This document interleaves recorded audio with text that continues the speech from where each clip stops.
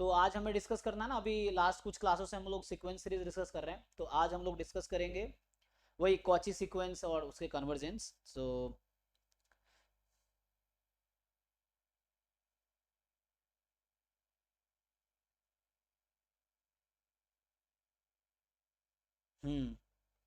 ठीक है ना। तो लास्ट क्लास हमने वही कन्वर्जेंस डिस्कस किया था, फिर अलजेब्रा डिस्कस किया था कि सम, डिफरेंस, प्रोडक्ट, डिवीजन इसमें क्या होगा, और कुछ थ्योरम्स देखे थे जैसे कॉची है ना, जैसे हमने क्या मोनोटोन कन्वर्जेंस थ्योरम और ये सब डिस्कस किया था। तो अभी देखते हैं कॉची सीक्वेंस क्या होता है। हमने कल जो लास्ट क्लास में लिखा था कॉचीज थ्योरम लिखे थे कि लिमिट का, कि सीक्वेंस एन कोई पॉजिटिव टर्म सीक्वेंस है तो देन उसके अर्थमेटिक मीन, ज्योमेट्रिक मीन और हार्मोनिक मीन जो आएंगे उसकी लिमिट्स और एक्चुअल सीक्वेंस की लिमिट सेम आएगी। ये लास्ट क्लास में डिस्कस कर रहे थे थ्योरीज, क्वेश्चन से भी डिस्कस करेंगे आगे। तो अभी हम लिखते हैं कॉची सीक्वेंस क्या है ना, कॉची सीक्वेंस का डेफिनेशन। सो ये कॉची सीक्वेंस किसको बोलेंगे, है ना, ये डेफिनेशन देखना है कि कॉची सीक्वेंस क्या होता है।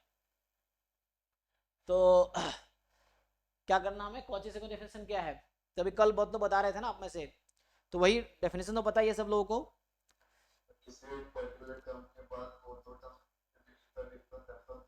छोटा हो जाएगा, हाँ एक्चुअली ये है ना, नॉर्मल सेंस में ये मीनिंग हो गया। मैथमेटिकली लिखेंगे तो यहाँ हो जाएगा कि हाँ, yes, so a sequence of real numbers, है ना, ए एन मान लो सीक्वेंस ए एन है, this is Cauchy sequence if and only if ये होगा। तो यहाँ डेफिनेशन होगा फॉर ऑल एप्साइलॉन, या फॉर, है ना, फॉर एनी एप्साइलॉन, है ना, for all epsilon more than 0 there exist a natural number. अब कोई भी आप नोटेशन यूज कर सकते हो, क्योंकि एम एन यहाँ मैं यूज करूंगा, तो एम एन के अलावा कोई यूज करते हैं हम लोग नोटेशन, है ना। तो एम और एन के अलावा क्या यूज कर सकते हैं, क्या यूज करना चाहोगे, या कुछ नया नाम दे दो ना। तो कुछ नया जैसे टर्म्स ले लेते हैं, एम एन तो यहाँ यूज करूंगा, एम एन के ले लें, मान लो के ले लेते हैं, चलो अभी कुछ भी ले सकते हैं, bar tilde something. So there is a natural number, मान लो के, such that an minus am less than epsilon for all m comma n more than equal to k। जरा समझो अब ये क्या कहना चाह रहा है ना, जैसे कि मीनिंग समझनी है हमें, कोई डेफिनेशन एग्जाम में तो लिखने नहीं है जैम गेट में, तो जस्ट मीनिंग समझनी है, फिर उस पर वेस्ट क्वेश्चंस आएंगे तो उसको इंटरप्रेट कर पाना चाहिए कि हाँ ये कहना चाह रहा है। तो इसने कहा कोई सीक्वेंस को हम कॉची सीक्वेंस बोलेंगे अगर कोई भी एप्साइलॉन आप दे दो, एप्साइलॉन कोई फिक्स रियल नंबर होगा, तो आप कोई भी एप्साइलॉन मान लो, एप्साइलॉन 1 मैं 1 ट्रिलियन ले लेता हूँ एग्जाम्पल, बहुत छोटा नंबर, या 0.001 टाइप का, तो एक ऐसा उस एप्साइलॉन के लिए एक ऐसा नेचुरल नंबर के मिलेगा। ये के क्या है, नेचुरल नंबर। मान लो के की वैल्यू आई 1 करोड़, तो इसका मतलब 1 करोड़ टर्म के हम बाद की बात कर रहे हैं। सो वही बोल रहा हूं, कुछ टर्म को छोड़ दो तो उसके बाद के जितने भी टर्म्स होंगे, you choose any 2 terms after that, तो वो एक दूसरे के बहुत क्लोज होगा। तो क्लोज मतलब कि उसके बीच का डिस्टेंस एप्साइलॉन से भी कम होगा। अब एप्साइलॉन आपको डिसाइड करना है, चाहे कोई भी एप्साइलॉन ले लो आप, ये चीज है। So for any epsilon more than 0 एक ऐसा नेचुरल नंबर के मिलेगा, इस तरीके से कि ए एन का मतलब nth टर्म, ए एम का मतलब mth टर्म, है ना। मान लो n अगर 100 है, m 102 है, तो 100वां टर्म 102nd टर्म्स, इस तरह से। हालांकि एन मतलब बहुत लार्ज होगा यहाँ पे। सो ए एन माइनस ए एम के बीच का जो डिफरेंस है, जो गैप है, वो उस एप्साइलॉन से कम होगा। कब, for all m n more than equal to k. तो के वही टर्म्स है, मैं बोल रहा हूं कि सीक्वेंस के कुछ टर्म को छोड़ देंगे, तो यहाँ के टर्म्स को अगर तुम छोड़ दोगे तो उस के टर्म्स के बाद के एनी 2 टर्म्स यू टेक, उसके बीच का डिफरेंस एप्सिलॉन से कम होगा। कन्वर्जेंस में क्या हो रहा था, अगर मैं आपको कन्वर्जेंस का डेफिनेशन बताऊं, कि आपको याद ही होगा ऐसे तो, फिर भी लिख के बता दो, नहीं कंपेयर कर पाओगे आप। जब हम लोग कन्वर्जेंस डिफाइन कर रहे थे, कन्वर्जेंस ऑफ सीक्वेंस, या इसी में लिमिट का भी डेफिनेशन आ जाता है है ना, लिमिट ऑफ सीक्वेंस, क्योंकि दोनों के डेफिनेशन कॉमन ही है। कोई सीक्वेंस अगर कन्वर्जेंट है तो अपने लिमिट पे ही कन्वर्ज करेगी, ये है, और वही उसकी लिमिट होगी, जो जहां पे कन्वर्ज करेगी वो पॉइंट उस सीक्वेंस की लिमिट है। ठीक, तो जैसे हम कह रहा हूं कि अच्छा वॉइस इको कर रहा है, पर देखिए भाई ऐसा क्यों हो रहा है, सबके लिए हो रहा है या सिर्फ इनको हो रहा है? तो बाकी लोगों का तो ठीक है, तो देखना पड़ेगा। सो तुम ज्वाइन करो दोबारा कैंसिल करके, है ना, मतलब एक बार दोबारा ज्वाइन करो, मतलब इसको कट करके दोबारा तुम लीव करके ज्वाइन करो। सो सो देखो इसमें क्या है कि मैं बोल रहा हूं कि एन कोई सीक्वेंस है, सो सीक्वेंस एन इज, या sequence N converges to a real number, मान लो L, if and only if, इसका डेफिनेशन क्या लिखा था हमने, so a sequence n converges to a real number L if and only if for any epsilon या for all epsilon more than 0 there exists a natural number k, यहां पे मैं भी k ही नाम लेता हूं अभी के लिए, there is a natural number k such that mod an minus L is less than epsilon for all n more than equal to k। अब आप इन दोनों को कंपेयर करो, सो ठीक है, सो इन दोनों को अगर आप कंपेयर करोगे डेफिनेशन में क्या हो रहा है, तो यहां बोल रहा है कि कोई सीक्वेंस एन है वो किसी फिक्स रियल नंबर एल पे कन्वर्ज कर रही है, अगर कोई एप्सिलॉन हमने फिक्स कर दिया, एप्सिलॉन कोई नंबर फिक्स कर दिया हमने, तो उस एप्सिलॉन के लिए मुझे के मिलेगा इस तरीके से कि उस एन मतलब एनएच टर्म है सीक्वेंस का, उस टर्म्स और जो लिमिट है उसके बीच का डिफरेंस एप्सिलॉन से भी कम हो जाएगी। कब? जब वो एम तुम के से ज्यादा लोगे। तो यहां मतलब ये हुआ कि के टर्म्स को अगर तुम छोड़ दो सीक्वेंस में से, तो उसके बाद के जितने भी टर्म्स होंगे सीक्वेंस में, each term will be very close to the limit, या जो कोई भी टर्म होगा उसका डिफरेंस लिमिट के साथ डिफरेंस लेंगे तो उस एप्सिलॉन से कम आएगी, तब हम बोलेंगे कि वो कन्वर्ज कर रही है एल पे, है ना। तो यहाँ क्या है, किसी भी दो टर्म के बीच का डिफरेंस एप्सिलॉन से कम है, और यहाँ पे क्या हो रहा है, सीक्वेंस का टर्म एंड लिमिट के बीच का डिफरेंस एप्सिलॉन से कम है। और चूंकि हम लोग रियल सीक्वेंसेस की बात कर रहे हैं, तो सीक्वेंस ऑफ रियल नंबर्स में ये दोनों एक दूसरे के इक्विवेलेंट है। मतलब कोई सीक्वेंस कॉची सीक्वेंस है तो वो कन्वर्जेंट भी होगी, कन्वर्जेंट है तो कॉची भी होगी। तो आपको अगर कोई भी क्वेश्चन में ऐसा पूछता है क्या ये सीक्वेंस कॉची सीक्वेंस है, तो आप ये चेक कर लो क्या ये कन्वर्जेंट है, तो कन्वर्जेंट होगा तो कॉची भी होगी, कॉची है तो कन्वर्जेंट है, कन्वर्जेंट नहीं है तो कॉची सीक्वेंस नहीं है ना, कॉची सीक्वेंस नहीं है तो कन्वर्जेंट नहीं है। तो सिंपल सीक्वेंस की लिमिट निकाल लेनी है। अगर सीक्वेंस की लिमिट एग्जिस्ट करती है, यूनिक आती है और फाइनाइट आती है, तो इसका मतलब वो कन्वर्जेंट है, और कन्वर्जेंट है तो कॉची भी होगी। तो हमें कॉची से बहुत ज़्यादा टेंशन यहाँ पे लेने की जरूरत है ही नहीं। अगर कहीं भी आपसे पूछता है कॉची सीक्वेंस है कि नहीं है, तो आप सिंपल ये समझो कॉची और कन्वर्जेंट सेम वर्ड है, मतलब डेफिनेशन अलग है but they are if and only if to each other. ठीक है, तो एग्जाम्पल के लिए मैं आपको बता देता हूं, अभी आप समझ तो आई, जैसे 1/n है, सो this is a Cauchy sequence, convergent तो होगा ही ऑब्वियसली। जैसे मैं ये लिख दूं n, this is not a Cauchy sequence. अब मैं डेफिनेशन वेरीफाई भी कर सकता हूं, लेकिन बहुत थ्योरेटिकल हो जाएगा, थोड़ा समझने में दिक्कत आती है बच्चों को। तो यहाँ सिंपल सा टर्म्स क्या है, 1 2 3 4, तो कभी डिफरेंस तो कम होगा ही नहीं, है ना, तो एक दूसरे के क्लोज आएगा ही नहीं कभी इसमें। तो ये कॉची नहीं है, कन्वर्जेंट भी नहीं है, तो जो कन्वर्जेंट नहीं है वो कॉची भी नहीं है, जो कन्वर्जेंट है वो कॉची भी है, ये चीज़ है। ठीक है ना, तो अगर प्रूफ मैं नहीं करता मैं थ्योरम लिखा देता हूँ, तो हमें इसको मेनली क्वेश्चन सॉल्व करने में यूज करना है। सो यहाँ पे जो होगा हमारे पास कि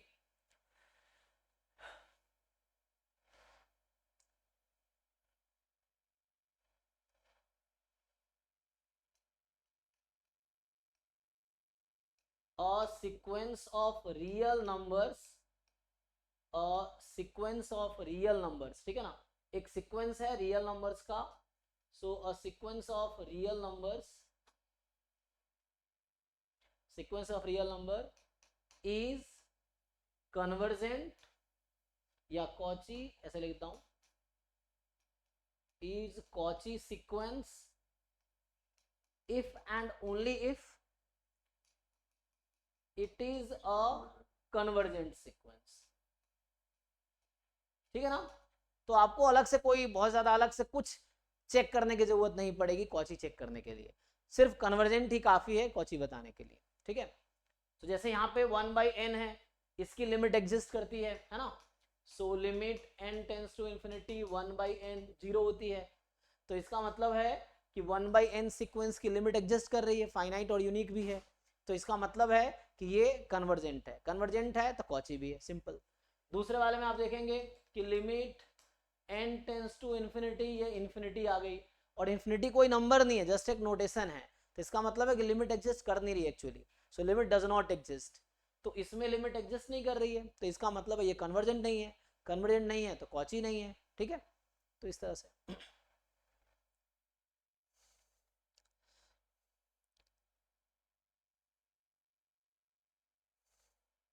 बाकी बुक्स में तुम देखोगे तो वो थियोरेटिकली तुम्हें एप्सिलॉन डेल्टा से प्रूव करके दिखाते, लेकिन हम चूंकि यहाँ एंट्रेंस का पढ़ रहे हैं तो मैं प्रूफ पे बहुत ज्यादा फोकस नहीं करता. थ्योरम को प्रूव करने पे जहाँ है इंप्रेशन कर सकते हैं, क्योंकि आप प्रूफ मान लो किसी थ्योरम का प्रूफ 2-2 पेज का होता है, तो प्रूफ करने का कोई मतलब नहीं. एक प्रूफ लिखने में आधा घंटा 1 घंटा चला जाता है, तो प्रूफ लिखने का यहाँ कोई मतलब नहीं, क्योंकि सब लोग BSc MSc किए हैं. तो हमें यहाँ समझना है कि डेफिनेशन क्या कहना चाह रहा है, थ्योरम्स क्या कहना चाह रहा है, फिर इसको क्वेश्चन सॉल्व करने में अप्लाई करना है. तो हमारा मेन पर्पस है प्रॉब्लम सॉल्विंग. ठीक है ना, ये है. जैसे मैं कुछ पूछता हूं, जैसे मान लो एग्जांपल के लिए, क्या -1 की पावर n जो सीक्वेंस है, क्या ये कॉची सीक्वेंस होगी? है ना, because this is limit does not exist, ये कन्वर्जेंट ही नहीं है. सो this is not a Cauchy sequence. ठीक है, इस तरह से. So because it is not convergent, है ना, सो ये कन्वर्जेंट नहीं है, इसलिए कॉची नहीं है. तो सिंपल यही चेक करना आपको. तो यहाँ कुछ एग्जांपल्स इस तरह से लिख रखे हैं.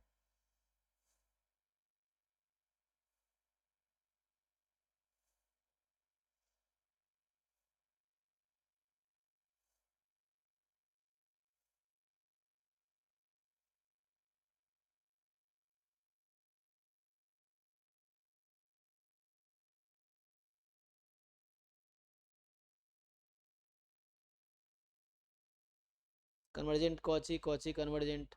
अब जैसे हाँ, sir actually sequence series BSc mathematics honours का टॉपिक है सर. डील पढ़ा नहीं तो सर मैंने इसको एसके पापा सर की बुक से पढ़ने की कोशिश करी थी, तो समझ में आया खुद से. पर सर आपने पढ़ाई समझ में आया सर, पर अप्लाई जब आप कर रहे थे ना फर्स्ट ईयर क्लास में, तो सर समझ नहीं आ रहा था कि आप कैसे उसको अप्लाई करें क्वेश्चन. सब लोग हाथ से बता रहे थे सर, पर मुझे आगे नहीं. अभी समझ आ रहा है? अभी ठीक है?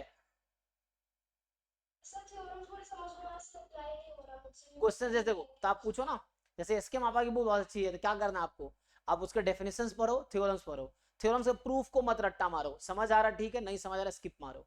मतलब जो बुक्स में थ्योरम्स के प्रूफ्स होते हैं, यू कैन स्किप दैट, क्योंकि प्रूफ बहुत लेंदी होते हैं, बहुत थ्योरेटिकल्स होते हैं, तो उसकी बहुत ज़्यादा जरूरत नहीं है. द थिंग इज, इसके मापा की बुक अगर आप फॉलो कर रहे हो तो रीड डेफिनेशन, थ्योरम्स पढ़ो. अब जो एग्जाम्पल्स है उसके आप मत देखो सॉल्यूशन उसका, पहले आप खुद सॉल्व करो, एक अपना कंक्लूजन बनाओ कि इस क्वेश्चन में क्या आंसर होना चाहिए, अपना अप्रोच डेवलप करो, फिर देखो उन्होंने क्या किया है, जिससे आपको सीखने को मिलेगा. पहले वो कर लो, फिर उसके एक्सरसाइजेस कर सकते हो, असाइनमेंट्स कर सकते हो.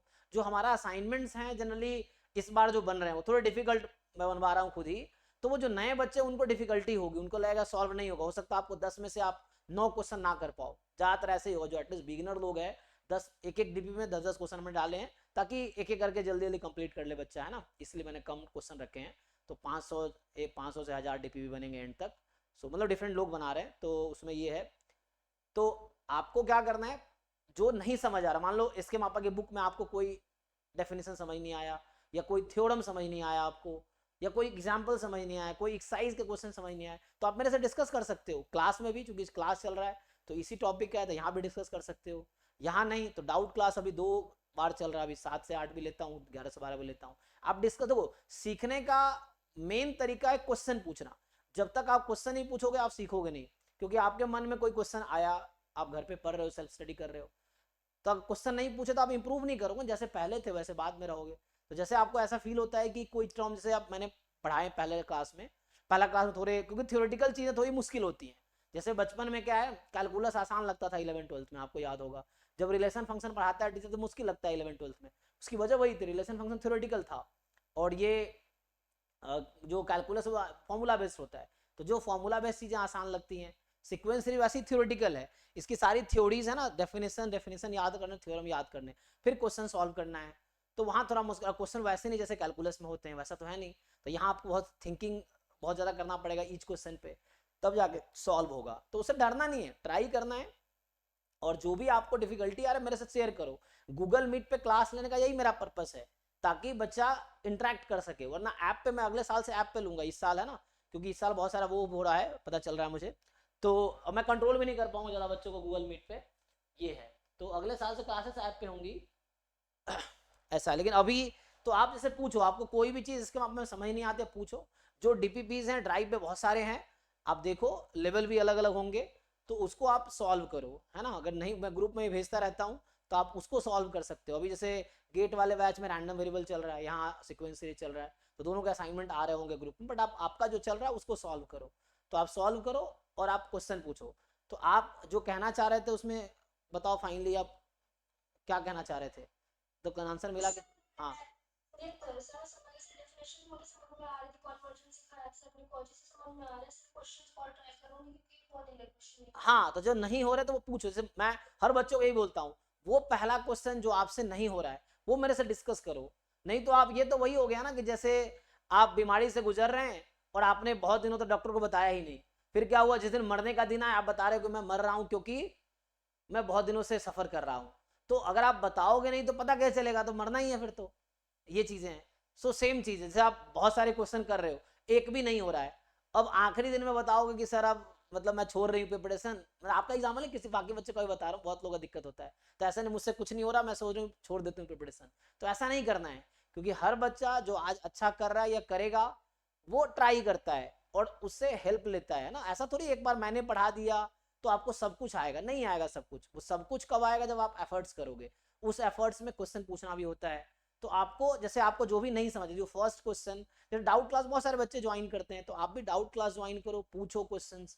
अभी आप पूछ सकते हो, आपको कोई क्वेश्चन, ये टॉपिक पढ़ाया मैंने, ऐसा कोई क्वेश्चन हो जो कॉची सीक्वेंस से रिलेटेड, आप बताओ मुझे उस बुक में, फिर आप पूछो। तो पूछोगे तो क्लियर होगा, है ना। जो अच्छे बच्चे हैं, कौन बच्चे जो बहुत सारे क्वेश्चन करते हैं वो डाउट पूछते हैं, आप देखो वो सिंसियर बच्चे जो पूछते हैं डाउट्स।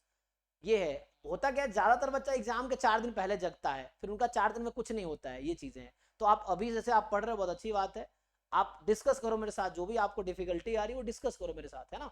इतने घंटे की क्लासेस हो रही है, जैम की, गेट की, डाउट क्लास, और आप जैम वाले बैच में भी डाउन ज्वाइन करो, गेट में भी ज्वाइन, कोई दिक्कत नहीं मुझे। बट थिंग इज, अगर सिर्फ क्लास अटेंड करने से कोई एग्जाम किसी का क्लियर नहीं होगा।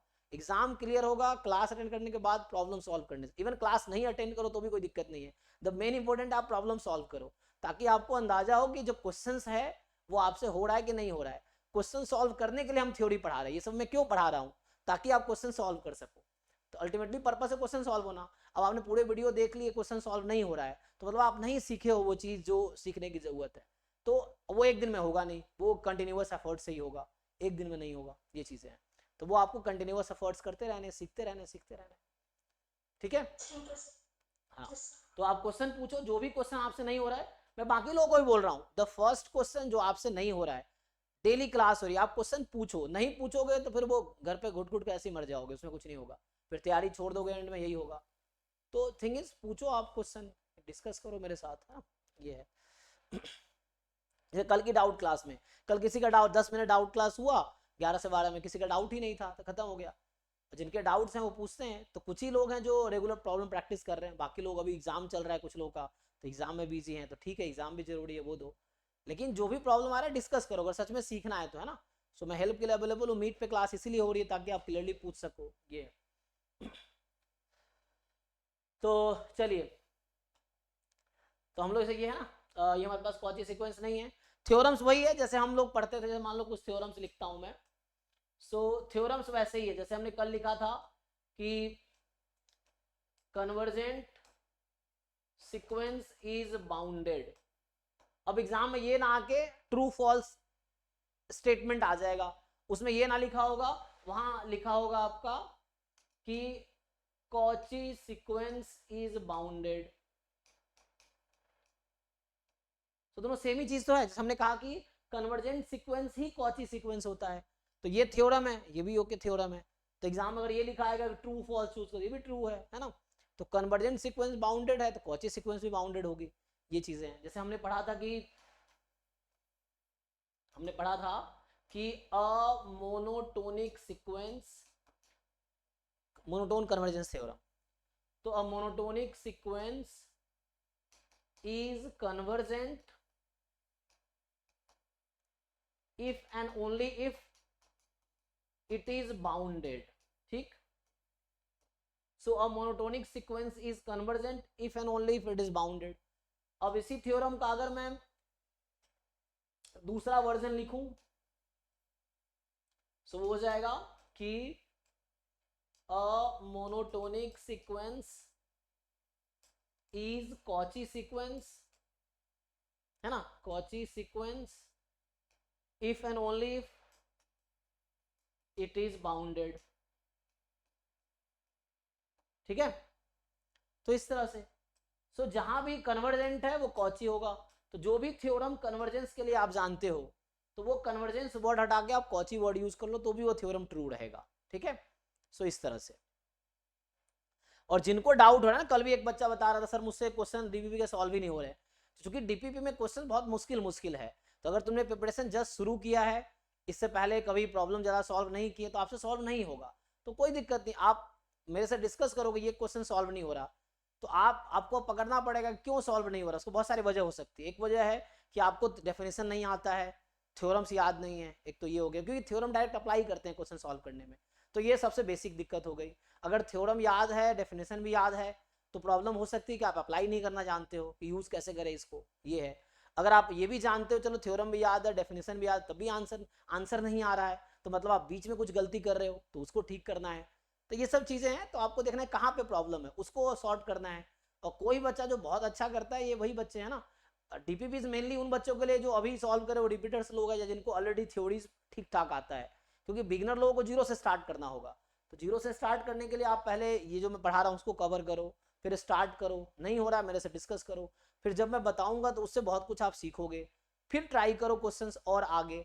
तो ऐसे सीख के आगे बढ़ना है, ये है। और ढंग से 3-4 महीने ढंग से मेहनत कर दिया ना, तो आराम से बहुत अच्छे लेवल पे आ जाओगे, एग्जाम यूं ही निकल जाएगा, ये है। लेकिन उसके लिए ट्राई करना पड़ेगा ना। मतलब अगर जीत पे उतर जाओगे, नहीं मुझे सारे क्वेश्चन, मतलब तुम उस लेवल पे पहुंचोगे, एग्जाम में बहुत फर्स्ट रैंक लाओगे एग्जाम्पल के लिए, तो ला सकते हो, तुम जैसा ही कोई बच्चा लाएगा ना। ये चीजें हैं, जो बच्चा फर्स्ट रैंक सेकंड रैंक ला रहा है वो तुम्हारे जैसे ही तो है, बस वो उतने एफर्ट्स कर रहा है जितनी रिक्वायरमेंट है एग्जाम की, उतने एफर्ट्स तुम करोगे तुम भी वो कर पाओगे, है ना। और सबके साथ बहुत सारे रेस्ट्रिक्शंस है आप लोगों के पास, कोई कॉलेज जाता है, कोई जॉब करता है, कोई इधर उधर में बिजी है, कोई डिस्ट्रैक्टेड है, कोई यूट्यूब पे फेसबुक इंस्टाग्राम पे बिजी है। तो ये सब चीज़ें आपको देखनी पड़ेगी, है ना, कि आप एग्जाम की तैयारी करो तो एग्जाम को जितना टाइम दोगे उसके हिसाब से रिजल्ट आएगा, जितनी चीज़ें सीखोगे उसके हिसाब से रिजल्ट आएगा, ये है। चलिए, तो ठीक है ना, जितने भी थ्योरम्स हमारा कन्वर्जेंस के लिए है वो सारी थ्योरम्स कॉची के लिए भी होंगी, ठीक है ना। सो जैसे ये मैंने कुछ एग्जांपल्स लिखे कि ये थ्योरम है कन्वर्जेंट सीक्वेंस। अब ये थ्योरेटिकल टॉपिक है, यहाँ तुम्हें स्टेटमेंट्स याद रखने पड़ेंगे, और ये याद तब रहेंगे जब मीनिंग पता होगा कन्वर्जेंट का मतलब क्या है, कि लिमिट एग्जिस्ट करती है। तो एग्जाम्पल के थ्रू, जैसे तुमने बीच में पूछ सकते हो कोई एग्जाम्पल बताओ इसका, तो उससे भी क्लियर हो जाएगा। जैसे ना कोई कन्वर्जेंट सीक्वेंस है, मान लो कि कोई भी 1/n, सो ये कन्वर्जेंट है, तो ऑब्वियसली ये बाउंडेड भी होगा। ये थ्योरम कह रहा है कि कोई भी तुम कन्वर्जेंट सीक्वेंस उठा लो वो बाउंडेड होगी, ये। और यही चीजें स्टेटमेंट में आपके थ्योरम्स में आ जाएंगे।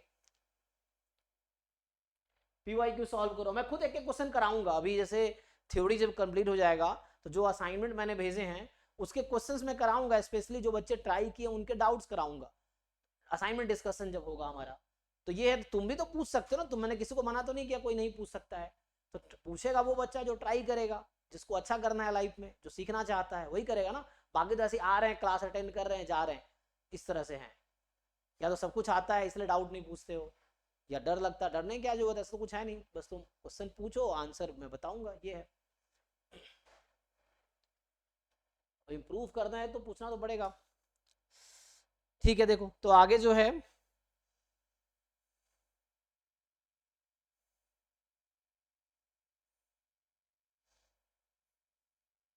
सो कॉची कन्वर्जेंस क्राइटेरिया नाम दिया है, इसका मतलब है convergent if and only if Cauchy, है ना, हमने ये ऑलरेडी देखा है। सो सेम चीजें हैं। अब एक क्वेश्चन अक्सर ये आता है, देखो ये एक बड़ा अच्छा सा क्वेश्चन है, थ्योरम ही हालांकि, लेकिन ये क्वेश्चन है। तो यहाँ पे है कि मान लो a1 की वैल्यू 1 है और a2 की वैल्यू 2 है, ठीक, एक सीक्वेंस है an, एक सीक्वेंस है an, और जो नेक्स्ट टर्म है फॉर एग्जांपल जैसे तीसरा टर्म है, तो तीसरा टर्म जो होगा वो होगा 1/2 a1 plus a2 and so on. तो इसको जनरलाइज करके लिखूं तो जैसे an प्लस 1 है, तो ये क्या होगा 1/2 an प्लस 2, ऐसा कि an प्लस 1 जो है, अच्छा पिछला दो टर्म ना, सो an और क्या बोलना चाह रहा है, पिछले दो टर्म्स, सो an प्लस 1 या सिंपल an लिख देता हूँ। सो मान लो ये an जो है this is 1/2 an minus 1 plus, so an minus 1 plus में an माइनस 2। तो ये समझ आ रहा है आपको कि जो nth टर्म है वो पिछले दो टर्म का एवरेज है। सो हर बार a1 a2 है, तो ये जैसे तुम निकालोगे a3 निकालोगे तो ये 3/2 हो जाएगा एंड सो ऑन। तो an is half an minus 1 plus an minus 2 for all n, है ना, मोर देन इक्वल टू, यहाँ चूंकि 3 बता ही रखा है, चलो 3 से लेते हैं। तो मेनली a1 a2 दिया हुआ है आपको और ये दिया हुआ है, तो पूछता है what is the limit of an। तो ये थ्योरम ही है, एज अ थ्योरम लिखाऊंगा क्योंकि प्रूव करना, बट बाकी लोग बताओ कैसे प्रूव करोगे, 5/3 कैसे? मतलब इसका सर थ्योरम होता है ना a1 प्लस 2 a2/3। हाँ, तो इसका थ्योरम मतलब ये है ना, सो एज मैं इसको थ्योरम ही लिखा देता हूँ। और इसका जनरलाइज वर्जन भी है, वो थोड़ा श्योर नहीं है, देखना पड़ेगा जनरलाइज वर्जन क्या है। सो तो इसका जो आंसर आता है ये, इसमें क्या बोलना चाह रहा है, क्योंकि इस पे एग्जाम में फ्रिक्वेंटली क्वेश्चंस आते हैं, जैम गेट में आए भी हैं और आते भी हैं, कि जैसे क्या हो रहा है a1 a2 पता है, नेक्स्ट टर्म जो होगा पिछले दो टर्म का एवरेज है, अगला टर्म पिछले दो टर्म का एवरेज है, मतलब लास्ट टू टर्म्स को ऐड करके 2 से डिवाइड किया, इस तरह चल रहा है। तो इसका क्या होगा, प्रूफ भी लिख सकते हो, तुम चाहो तो प्रूफ भी लिख सकता हूँ उसका। तो प्रूफ के 2-3 तरीके हैं, तो बुक्स में रहता है प्रूफ। सो इसमें जो आएगा लिमिट, इसका होता है a1 प्लस 2a2 अपॉन में 3। तो ये अगर नहीं भी दूं मैं वैल्यू a1 a2, मान लो तुम्हें नहीं बताया मैंने, तो स्टिल ये इसका फॉर्मूला है, अगर ये सीक्वेंस है तो इसका ये आता है formula a1 plus 2a2 upon 3। तो वैसे इस क्वेश्चन का आंसर तो इजीली निकाल लोगे, तो ये 5/3 आ जाएगा, लेकिन एज अ थ्योरम में मैंने वैल्यू दे रखी है a1 a2, यहाँ पे आपको बता दिया, अदरवाइज राइट ये थ्योरम है और इसका प्रूफ करना, प्रूफ भी कर सकते।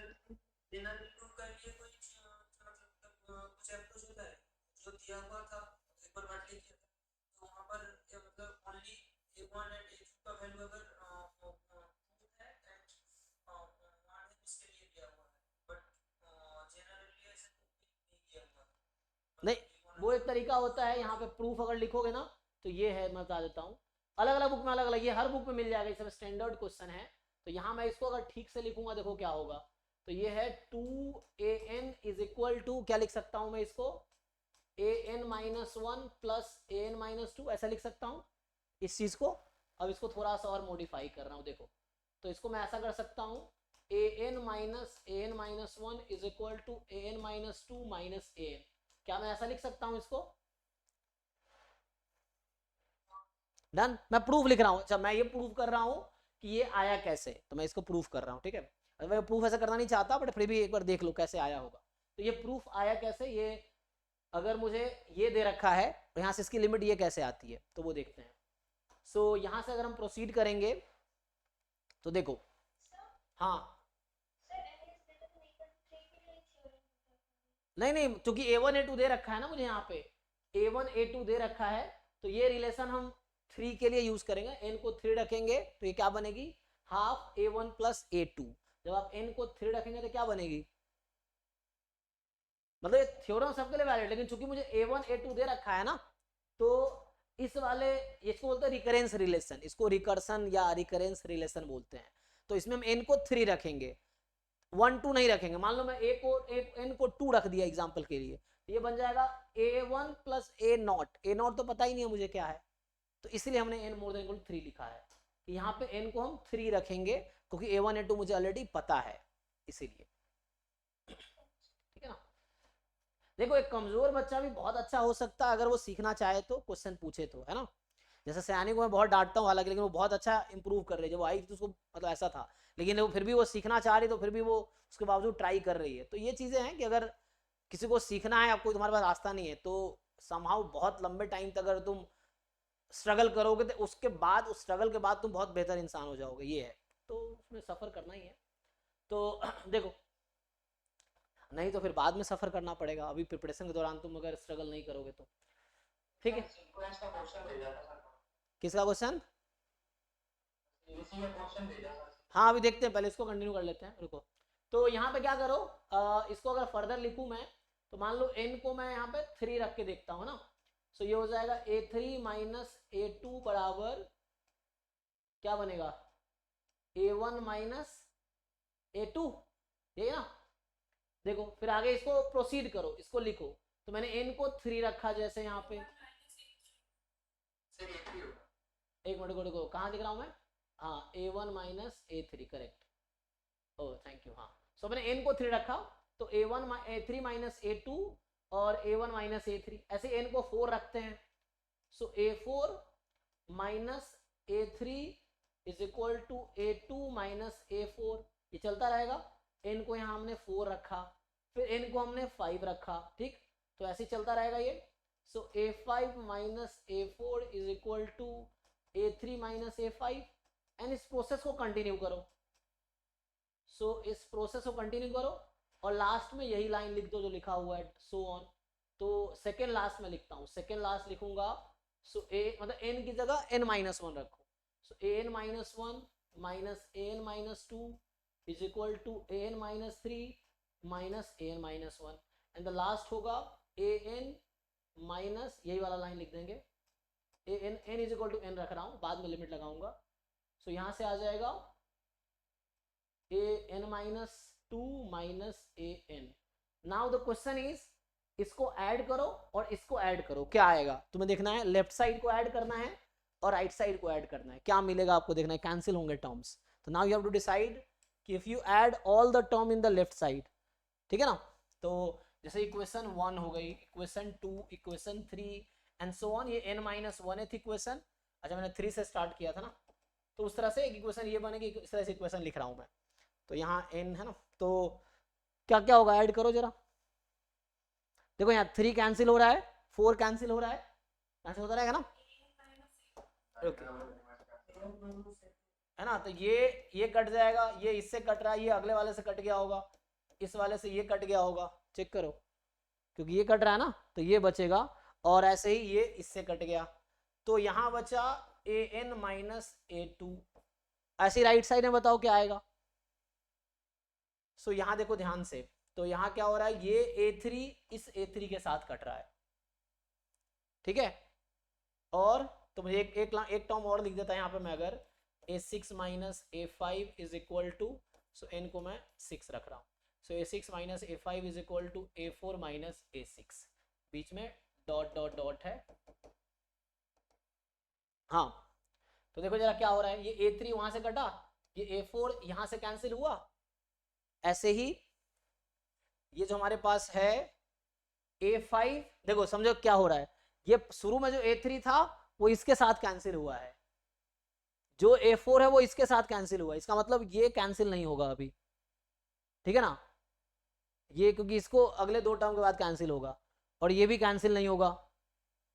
तो क्योंकि देखो a3 कहाँ कैंसिल हो रहा है, एक स्किप करके इसके साथ कैंसिल हो रहा है ना, a4 स्किप करके इसके साथ कैंसिल हो रहा है। तो ये जो an माइनस 1 होगा, ये कब कैंसिल होता, इसको स्किप करके एक और टर्म आता था, ये बचेगा, ये भी बचेगा, क्यों, क्योंकि इसको कैंसिल होने का यहाँ पे कैंसिल कर रहा है, ये इसको कैंसिल कर रहा है। तो तुम पैटर्न समझो, a5 कैंसिल हो जाएगा, a5 इस बीच में टर्म आया होगा जहां कैंसिल हो गया होगा, डन। a2 कैंसिल होगा क्या, तो ये देखना है कि ये कब कैंसिल हुई, तो ऊपर वाले से हो रहा था, तो ये भी तो ऊपर कोई है ही नहीं टर्म जिसको कैंसिल करेगा इसको, क्योंकि ये A3 कैंसिल कब हुआ, दो टर्म है ना इसके ऊपर था, ये A3 क्यों कैंसिल हुआ, इसके दो टर्म ऊपर था, A2 के ऊपर तो कोई है ही नहीं, दो टर्म ऊपर, तो ये बचेगा ये भी बचेगा, तो ये बचेगा ये भी बचेगा। अब बताओ इसके बारे में, ये कैंसिल हो गया होगा ऊपर वाले के साथ, ये कैंसिल हो गया होगा ऊपर वाले के साथ, तो क्या क्या बचा देख के बताओ अब, A1 plus A2 minus AN minus 1 minus AN। अब इसमें n टेंस टू इन्फिनिटी लगा दो, लिमिट लगा दो n टेंस टू इन्फिनिटी। सो तो अगर मैं मान रहा हूं कि an की लिमिट l है एग्जांपल के लिए, तो ये an की लिमिट l है, तो an माइनस 1 की लिमिट भी l ही होगी, क्योंकि n टेंस टू इन्फिनिटी है ना, तो n माइनस 1 भी इन्फिनिटी को ही जाएगी, क्योंकि इन्फिनिटी में 1 ऐड या 1 सब्ट्रैक्ट करने से क्या ही फर्क पड़ जाएगा, इन्फिनिटी रहेगी वो। तो कहने का मतलब ये है कि अप्लाई लिमिट बोथ साइड, तो ये l माइनस A2 बराबर A1 plus A2 minus L minus L, तो क्या हो गया बताओ, L को एक साइड ले आओ, 3L बराबर A1 प्लस 2A2, सो L की वैल्यू आ गई A1 प्लस 2A2 अपॉन 3, तो ये मैंने प्रूफ लिख दिया कि सीक्वेंस की लिमिट क्या है, तो AN की लिमिट हमने limit n tends to infinity लगाया दोनों तरफ, तो इससे आ गया देख लो। सो ये प्रूफ कर दिया मैंने, ये फॉर्मूला कैसे आया।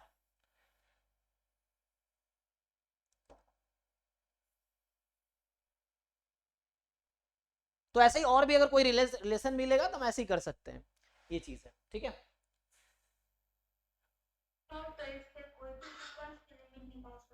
हाँ बिल्कुल बिल्कुल, वो आपको समझना पड़ेगा, तो ये सब चीजें कैसे आएगी, प्रैक्टिस से, है ना, जब बहुत सारे क्वेश्चंस आप प्रैक्टिस करोगे, तुम सुना एक्सपीरियंस बहुत बड़ी चीज है, तुमने सुना होगा लाइफ में कि मतलब ज्ञान से ज्यादा इंपॉर्टेंट है एक्सपीरियंस। तो एक्सपीरियंस आपको कैसे आएगा, जब आप बहुत सारे क्वेश्चन सॉल्व करोगे, तो आपके पास एक्सपीरियंस होगा क्वेश्चन सॉल्व करने का, और वही एक्सपीरियंस आपके एग्जाम में जो क्वेश्चन आएंगे वहां हेल्प करेगा। तो ये सब है ना, किस क्वेश्चन को किस अप्रोच से सॉल्व करना है ये कैसे पता चलता है, तो ये प्रैक्टिस करके पता चलता है कि ये अप्रोच ठीक है या ये ठीक है ये ठीक है, इस तरह बहुत सारे अप्रोच हो सकते हैं, तो प्रैक्टिस करके समझ आता है ना कि इस काम के लिए ये रास्ता ठीक है, इस काम के लिए ये रास्ता ठीक है, तो ये सब आपको ट्राई करके आएगा, एक्सपेरिमेंट करके आएगा। तो ये इसका प्रूफ हो गया, इसका कैसे आया, ठीक है। तो चलिए ठीक है, तो यहाँ ये 2 बच गया था बस, बाकी तो कट गए थे। एनीवे आगे बढ़ते हैं थोड़े से, तो ये थोड़े इंपॉर्टेंट है क्योंकि इस पे एग्जाम में ना खूब क्वेश्चन मिलेंगे तुम्हें, तो यहाँ ध्यान के रखना है, यहाँ 1 2 मैंने लिखा है, हो सकता है वहाँ 2 3 तुम्हारे एग्जाम में हो, तो वो कोई इंपॉर्टेंट नहीं है, मैं बता रहा हूँ किस तरह से था। सो यहाँ पे A1 कुछ होगा, A2 कुछ होगा, है ना, मान लो मैं ऐसे लिख दूं, तो इसकी जरूरत है नहीं,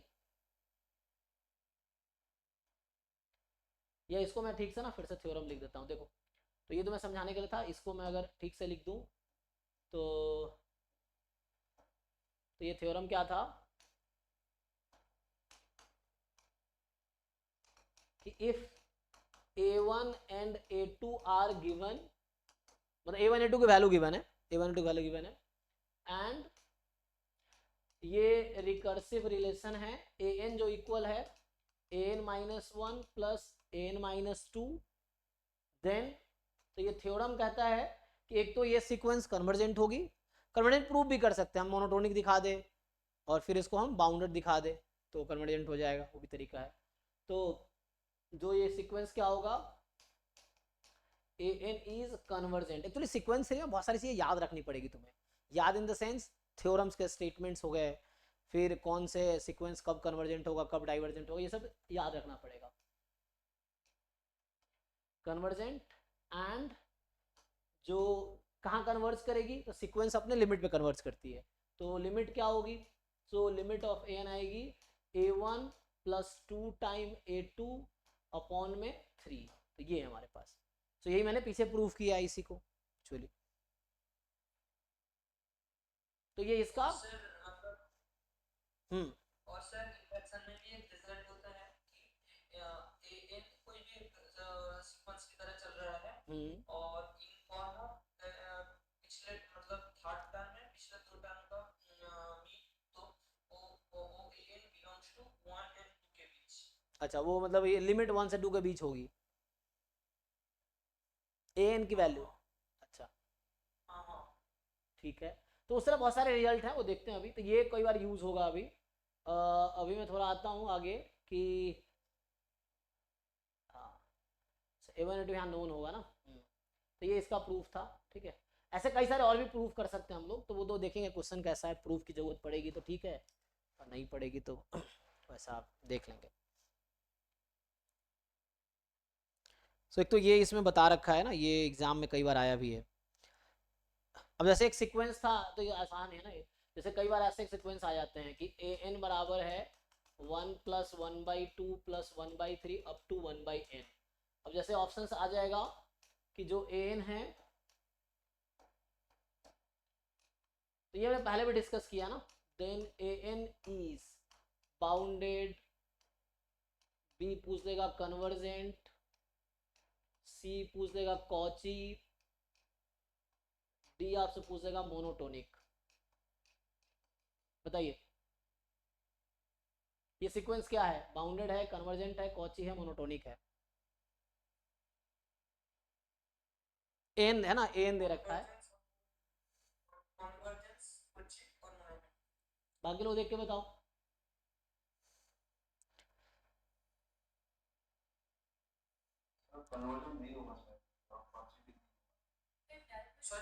है ना, हाँ, क्योंकि तुम इसकी लिमिट निकालोगे तो तुम्हें देखना है, यस, तो जब इसकी आप लिमिट निकालोगे, limit n tends to infinity 1 + 1/2 up to 1/n है, तो ये एक्चुअली कुछ ऐसी सीरीज हो गई 1/k, k from 1 to infinity आ गई है ऐसा, जो कि होता है इसका सम क्या आता है, प्लस इंफिनिटी आता है ना,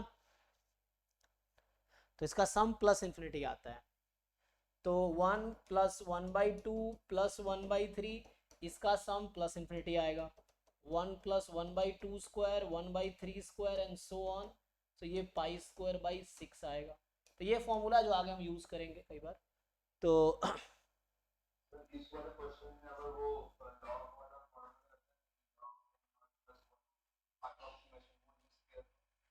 नहीं, log n के, तो log n में भी तो n टेंस टू इंफिनिटी लगाओगे तो क्या आंसर आएगा, तभी तो इंफिनिटी आएगी।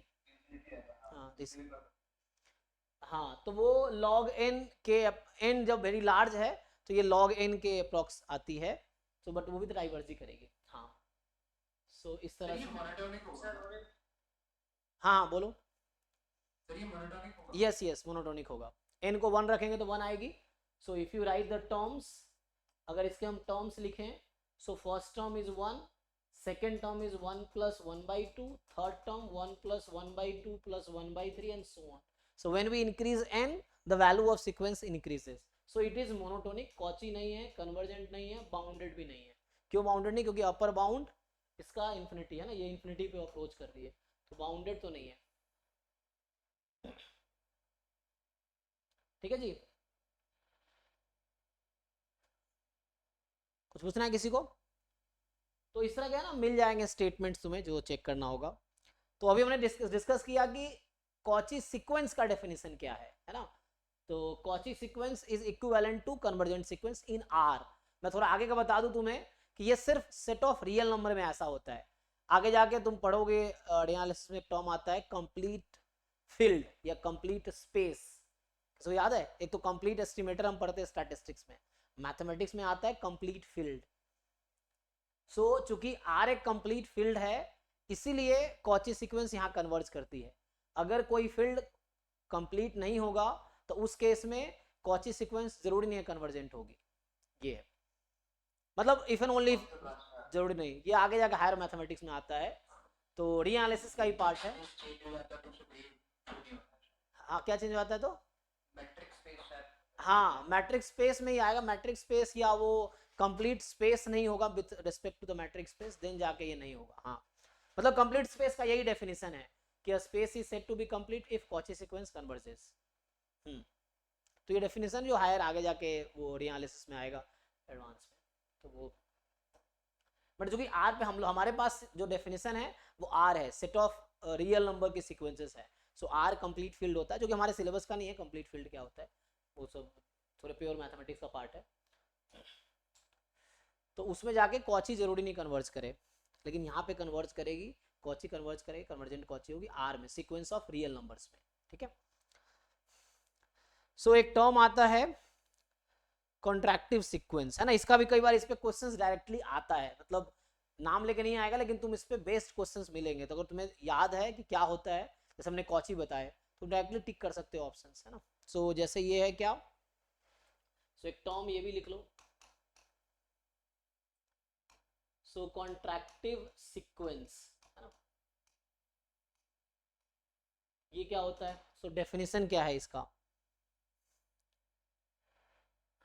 किस सीक्वेंस को हम बोलेंगे कॉन्ट्रैक्टिव सीक्वेंस है। हाँ, अगर mod of an plus 1 minus an is less than c some constant से और into mod of an minus 1 minus an minus 2 less than equals and if c is less than 0 then we say that that sequence is also convergent or if the c is greater than 1 then we say that sequence is divergent। तो definition क्या हुआ यहाँ पे कि जैसे consecutive terms का difference लो तुम, इसमें क्या होता है, मान लो a1 a2 a3 a4, consecutive terms का तुम डिफरेंस लेते जाओ, तो अगर कंसेक्यूटिव टर्म्स के डिफरेंस जो आएगा, अगर वो डिफरेंस जैसे ऐसा हो, एग्जांपल के लिए जैसे मान लो हमारे पास सीक्वेंस है an, तो इसके टर्म्स होंगे a1 a2 and so on. सो ऐसा मान लो a1 minus a2, so a1 minus a2 and a2 minus a3, इसके बीच का कंपैरिजन देखना है आपको, ठीक है। सो a1 minus a2 या, है ना, सो क्या होगा, ये लार्ज है ना, तो इसे मैं उल्टा स्टार्ट करता हूँ कि जैसे ऐसा हो कि जैसे a3 minus a2, इसको पहले लिखता हूँ, और a2 minus a1, सो इसमें जो वैल्यू होगी, तो इस टर्म की वैल्यू क्या होगी, ज्यादा होगी, डिफरेंस जो होगी जैसे तुम आगे बढ़ोगे ना, सो डिफरेंस क्या होगी इसकी, अच्छा उसकी डिफरेंस हो जाएगी, कम हो जाएगी ना। So this will be less than equal to some constant time this, C लिख सकते हो, के लिख सकते हो, कोई दिक्कत नहीं है, सम कांस्टेंट टाइम दिस आ जाएगा, एंड सो ऑन। ये बाकी टर्म्स के लिए भी होगा, जनरलाइज यहाँ लिख देता हूँ मैं, तो देखो मैं डेफिनेशन लिख देता हूँ। So a sequence of real numbers, a sequence of real numbers, ये an है, is contractive sequence if and only if, ऐसा होगा इसमें कि जैसे an plus 1 minus an और an minus an minus 1, ठीक, तो an plus 1 minus an और an minus 1, so this will be less than equal to some constant time this, जहां पे, ठीक है, जहां पे for some k between 0 and 1, जहां पे k 0 और 1 के बीच का कोई नंबर होना चाहिए, ये है। तो ऐसा अगर लिख पाएंगे तो हम बोलेंगे कि ये कॉन्ट्रैक्टिव सीक्वेंस है, ठीक है ना, for some this and for all n belongs to natural number, चाहे n कोई भी नेचुरल नंबर ले लो तुम। तो यहाँ पे चूंकि हमने, अच्छा यहाँ पे नेचुरल नंबर लेंगे तो a0 आ जाएगा, है ना, तो मोर देन इक्वल टू 1 ले सकते हो। So for all n more then 1 लेंगे, क्योंकि ना यहाँ पे जैसे ये a1 हो जाएगा ना, ये a2 हो जाएगा, तो n more than equal to 2 कर लो एग्जाम्पल के लिए, ये चीज़ है। क्योंकि हम जो सीक्वेंस लिख रहे हैं ना, वहाँ पे a1 से स्टार्ट कर रहे हैं, तुम कुछ बुक्स में देखोगे वो a0 को भी टर्म्स लेते हैं, a0 a1 a2 इस तरह से स्टार्ट करते हैं, तो हम लोग a1 से स्टार्ट कर रहे हैं, ठीक है। तो an plus 1 minus an less than equal to k time this, जहाँ k 0 से 1 के बीच होगा और ये हर नेचुरल नंबर के लिए एग्जिस्ट करेगी। सो कोई एग्जाम्पल बताओ, तो इसमें ना कई बार पूछ लेते हैं आपसे ये,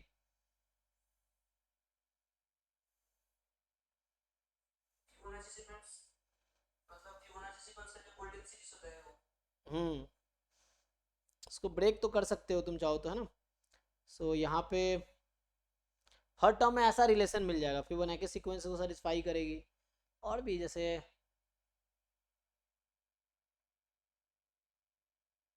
ये वाला मैं एग्जांपल लिख दूं, क्या हम ऐसा कर सकते हैं, है ना, k कोई 0 से 1 के बीच में कोई भी नंबर मिल सकता है,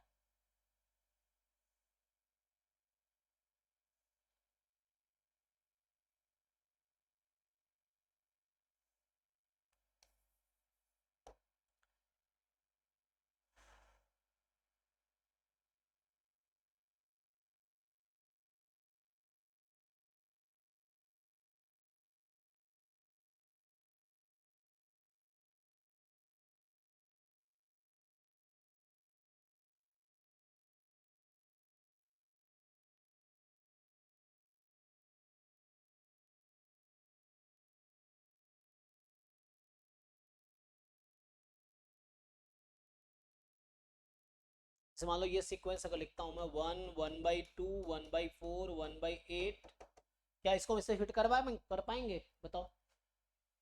मतलब ये ऐसा सीक्वेंस हो गया, तो ये जो सीक्वेंस है ये कुछ मैं 1/2 की पावर n टाइप का लिख दिया, n हालांकि मैंने कहा 0 से स्टार्ट कर दिया है, सो 1/n-1 कर दो, कोई दिक्कत नहीं।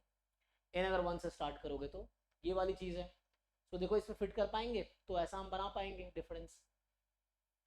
सर तो इफ एंड ओनली कंडीशन है ना, किसके साथ? मतलब कंस्ट्रक्टिव होगा तो कन्वर्जेंस होगा तो कंस्ट्रक्टिव। कॉन्ट्रैक्टिव तो कन्वर्जेंस होगा, का हर कन्वर्जेंस को लिख पाएंगे ऐसे? हाँ सर। अच्छा, तो उसको फिर ढूंढना पड़ेगा वैसा रिलेशन ना। यहाँ पे तो आई थिंक वन वे लिखा है ना, चेक करो इसमें।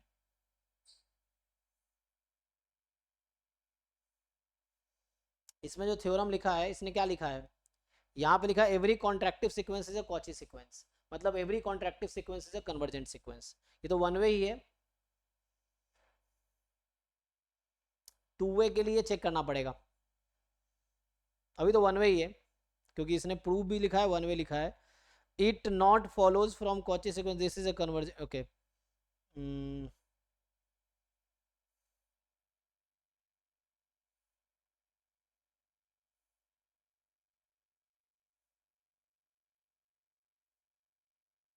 कन्वर्स ट्रू है, देखो इसमें लिखा है कन्वर्स, तो ऐसा कुछ लिखा नहीं है।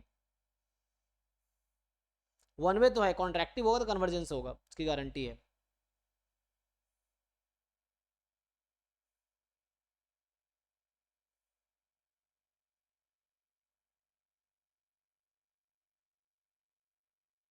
हाँ कन्वर्स नहीं है, कन्वर्स की गारंटी नहीं दे रहा, ठीक है ना, कॉन्ट्रैक्टिव है तो वैसा होगा,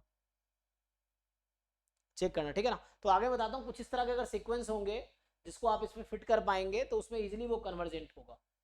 तो इसमें है ना, जनरली क्या होता है ऑप्शंस में एग्जाम में ऐसे आ जाएंगे लिखा हुआ, तो क्या ये हमेशा होल्ड करेगा, के की जगह मान लो 1/2 रख दिया, अब इस तरह से पूछ लेगा क्या ये कन्वर्जेंट होगा, तो ऐसा होगा तो कन्वर्जेंट तो होगा ही, मतलब थ्योरम है। सो अगर कोई है ना, आप देखते हो क्वेश्चन जो सॉल्व कर रहे होंगे वहां देखते होंगे ऑप्शन में ऐसा लिखा रहता है कि N is a sequence satisfying this condition, then 4 option रहेगा, N is convergent, not convergent, bounded, not bounded, इस तरह से बना देगा आपका। सो तो ये हेल्पफुल इसलिए है क्योंकि हमें पहले से ही डेफिनेशन के थ्रू पता है, तो बहुत ज़्यादा वहाँ पे चेक करने की जरूरत नहीं पड़ेगी, ठीक है। सो ये थ्योरम इसका ये है कि जो कॉन्ट्रैक्टिव सीक्वेंस होगा वो कन्वर्जेंट भी होगा, इज कन्वर्जेंट, एंड चूंकि convergent and Cauchy if and only if होता है तो कॉची भी लिख सकते हैं। तो मतलब ऐसा होगा कि जो कॉन्ट्रैक्टिव सीक्वेंस होगा कॉची सीक्वेंस है ना, is convergent sequence is a Cauchy sequence, तो ये कॉची भी रहेगा, जो कॉन्ट्रैक्टिव है वो कॉची भी होगा। सो मतलब है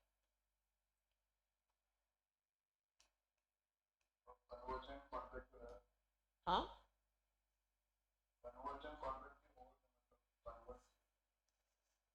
नहीं देखना पड़ेगा, जरूरी नहीं, मुझे लगता हर कन्वर्जेंट सीक्वेंस के हम वैसा लिख पाएंगे, डिफरेंस हमेशा। अच्छा में था शायद सर। अच्छा, अगर मैं इसको चलो ट्राई कॉची अगर बनाने की कोशिश करूं तो क्या होगा, इसको लेस देन एप्सिलॉन कर दें हम, तो आफ्टर सम टर्म क्या होगा,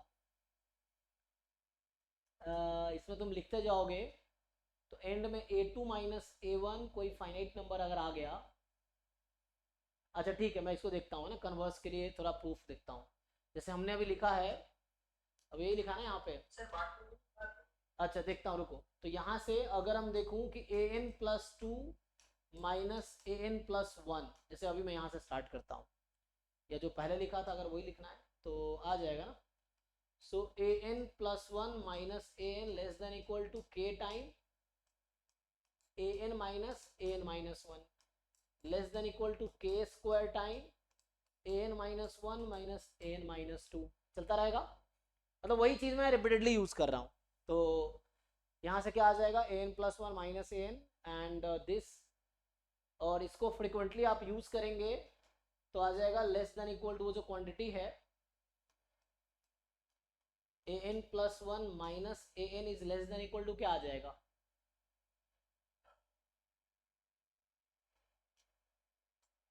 ये लेस देन इक्वल टू आ जाएगा k की पावर समथिंग, क्या पावर आएगा तुम बताओ सोच के, a2 minus a1।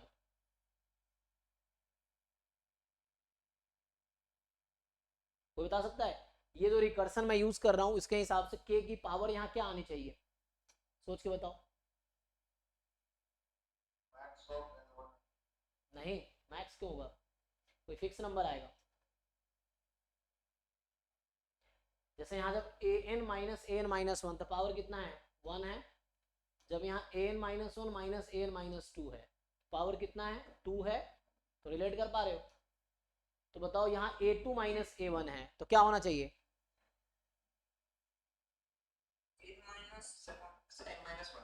n minus 1, simple है ना। This 1 can be written as n minus n minus 1। तो यहाँ जब n माइनस 1 तो पावर 1 है, जहाँ जब n माइनस 2 है तो पावर 2 है, तो ये जो 1 इंडेक्स है इसको लिख सकता हूँ n माइनस n माइनस 1। तो ये पैटर्न चल रहा है, तो यहाँ पावर n माइनस 1 तक होगा, ठीक है। अब चूंकि k लेस देन 1 था, है ना, k 0 1 के बीच है, तो k की पावर कुछ भी लगा दोगे तो वो 0 1 के बीच ही आएगी। कोई नंबर 0 से 1 के बीच है उसका कुछ भी पावर लोगे तो 0 1 के बीच ही रहेगी वो, है ना। तो ये भी 0 और 1 के बीच है। तो अगर ये क्वांटिटी जो है फाइनाइट आएगा, फाइनाइट अगर दे रखा है तो suppose you take this less than epsilon, तो क्या होगा, है ना। If I take this less than epsilon then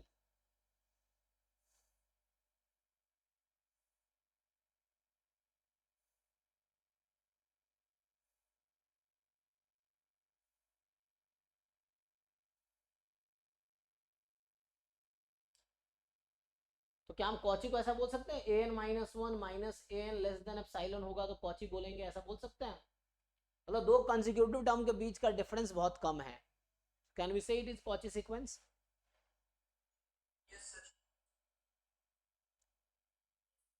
ठीक है ना। तो इस केस में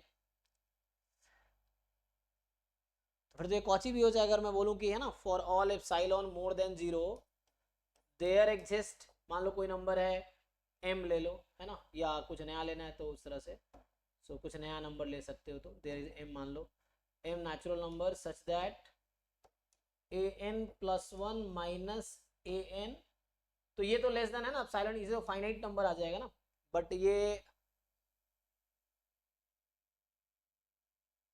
क्या हमेशा लेस देन एप्सिलॉन होगा,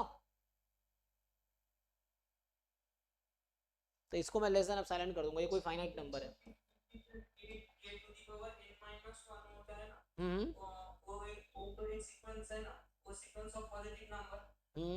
उसके साथ एक c ऐसा मतलब a minus a mod of a2 minus a1 एक पॉजिटिव नंबर है। हाँ एक थ्योरम होता है ना कि an minus a mod of an minus a is less than c any positive sequence that an also converges to n। Okay, पहले पहले वाली क्लास में नहीं, इसको देखना पड़ेगा, मैं कन्वर्स प्रूव करने की कोशिश कर रहा हूँ। इसमें कन्वर्स कहाँ लिखा है बार्टल में, कन्वर्स उस थ्योरम का, इसका कन्वर्स, तो मैं कन्वर्स प्रूव करना चाह रहा था इस थ्योरम का, मैं कन्वर्स प्रूव करना चाह रहा हूँ, कहाँ गया थ्योरम। सो इस थ्योरम का कन्वर्स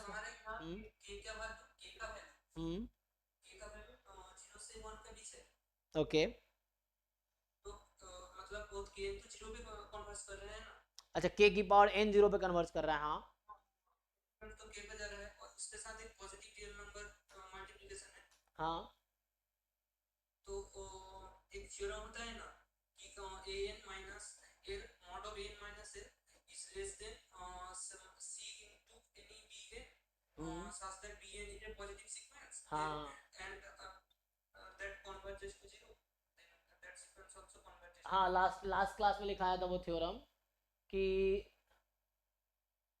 लिखाया था लास्ट क्लास में वो थ्योरम लिखाया था मैंने कि वहाँ पे था कि कंसेक्यूटिव डिफरेंस जो है 0 पे जा रहा हो, तो यहाँ पे तुम ये कहना चाह रहे हो k की पावर n माइनस 1 चूंकि 0 पे जाएगी, है ना, तो ये 0 पे जाएगी as n tends to infinity because k 0 से 1 के बीच है, तो ये 0 पे जाएगी, और ये साथ में कोई नंबर है तो उस केस में हमने कहा था वो सीक्वेंस क्या होगा, कन्वर्जेंट होगा ना। लास्ट क्लास वाला थ्योरम देख लो एक बारी, तो उसका एग्जैक्ट स्टेटमेंट था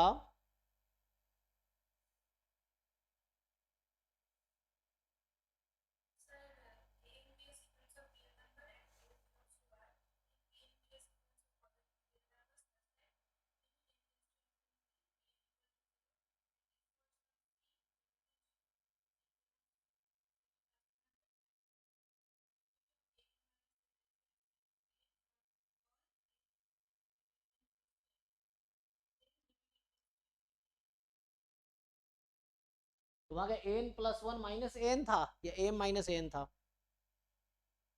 क्या लिखाया था उसमें ए, यहाँ क्या बताया आपने उसमें? अच्छा ओके, ए एन माइनस एल, ठीक है हाँ, तो वो तो लिमिट के लिए था ना, ए एन माइनस एल, तो वहां तो ये था A N minus L less than some C times B N, जहां पे बी एन 0 पे कन्वर्ज कर रही है, तब उस केस में ये जो रहेगा ए एन जो वो एल पे कन्वर्ज करेगी, तो ये थ्योरम था ना। ओके, तो ये वाला थ्योरम था कि then a n will converge to l, but यहाँ पे तो ए एन प्लस वन और माइनस ए एन है एक्चुअली, ऐसे बहुत सारे रिजल्ट क्लास। हाँ तो इसलिए हम ऐसे भी ये मतलब ये जो ट्रायंगुलर इनइक्वालिटी सान सकते हैं, इससे प्रॉब्लम नहीं होगा। अच्छा, तुम कहना चाह रहे हो कि मैं एल इसमें ऐड सब्ट्रैक्ट कर दूं, तो उसमें आ जाएगा तुम्हारा epsilon by 2 plus epsilon by 2 कर दो। ओके मतलब सर ज्योमेट्रिकली भी सोचेंगे तो वो बोलना चाहता है कि दो दो सीक्वेंस के बीच डिफरेंस बहुत कम हो जाए, जब उसके सामने एक हम ऐसे सीक्वेंस रख सकते हैं जो 0 पर कन्वर्ज करेगा, और उसके साथ एक पॉजिटिव यानी सी मल्टीप्लिकेशन के। नहीं, still I don't take it, actually मैं ये कहना चाह रहा हूँ, चलो मैं क्वेश्चन पूछता हूँ तुम लोगों से, इससे क्लियर हो जाएगा। So let a N be a sequence, a N be a sequence satisfying a n plus 1 minus a n less than equal to 1 by n, then option A is a n is convergent। यहाँ तुम चाहो तो कोई number लेना चाह रहे हो, मान लो मैं यहाँ पे मैं रख दूं कोई छोटा सा नंबर 1 ले लिया अभी मैंने, तुम चाहो तो 2 ले 1/2 ले सकता हूँ, उसकी जगह भी 1 ले लिया, तो 1 ना लेके कुछ और ले लूँ, जैसे यहाँ तुम कहना चाह रहे हो 1/2 टाइम मैं कर देता हूँ, चलो अभी ये मान लो इस तरह से है, ये कोई फर्क नहीं पड़ता, उस तरह से बोल दिया। So this is convergent, option B A N is divergent, option C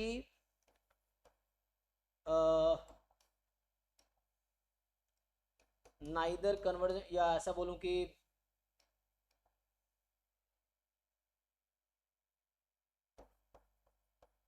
A N is bounded, N option, या कॉची लिख देता हूं, चलो A N is Cauchy sequence, या नन ऑफ दिस, सोच के बताओ।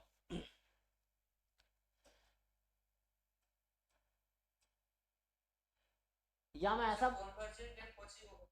या मैं यहाँ पे बोलना क्या चाह रहा हूँ, मेरा एक ये भी पर्पस बोलने का है कि जो limit n tends to infinity mod a N plus one minus A n 0 है, सो समहाउ मैं ये कहना चाह रहा हूँ कि जो ए एन प्लस वन और ए एन है उसके बीच का डिफरेंस एप्सिलॉन से भी कम है, क्योंकि एप्सिलॉन में इसको लिखूंगा यही चीज है, तो क्या हम बोल सकते हैं इसके बारे में, या पहले जो लिखा था इट्स ऑल्सो ओके, तो वही बात है, अगर पहले जो लिखा था मैंने मतलब तो वहाँ ही था, सो अभी मैं अभी जो पहले लिखा था मैं वापस वही लिख देता हूँ, उसमें कोई दिक्कत नहीं।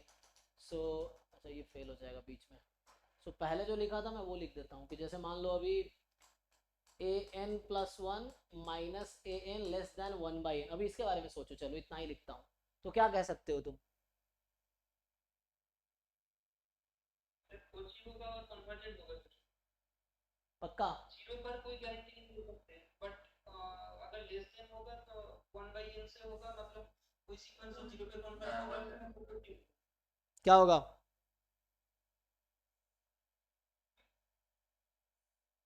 बाकी लोग सोचो, बताओ थोड़ा सा सोचो।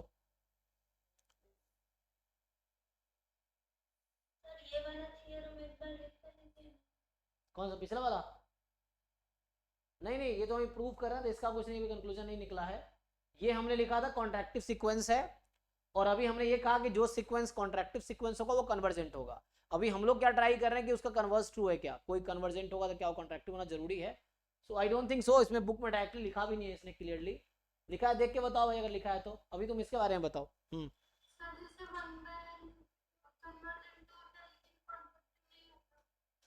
हाँ 1/n, लेकिन 1/n की बात नहीं कर रहे हैं, ये जो अभी बोलना चाह रहा था एक ये है, और इसी को मैं, ये बड़ा अच्छा क्वेश्चन है एक्चुअली, ये पहले भी मेरे पास आया है, पुराने लेक्चर्स देखोगे तो उसमें आएगा।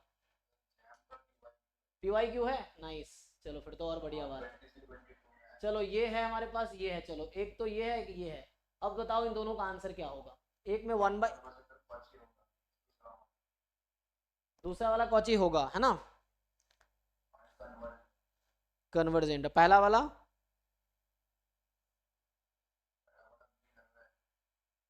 ओके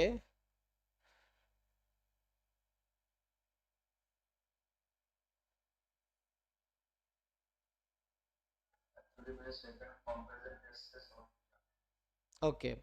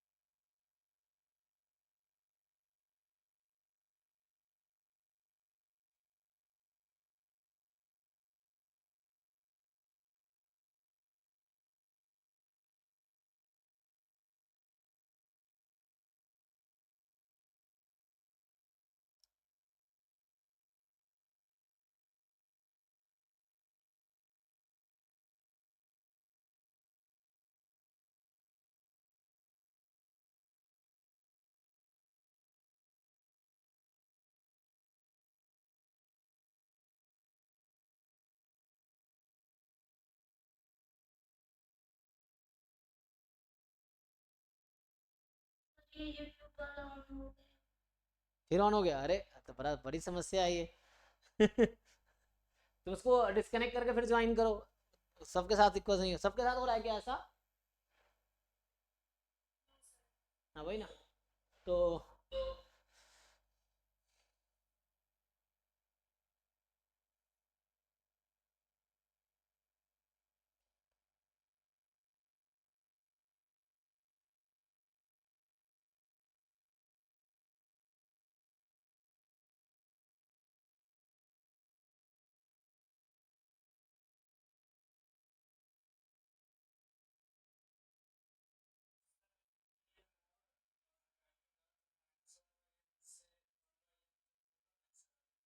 ओके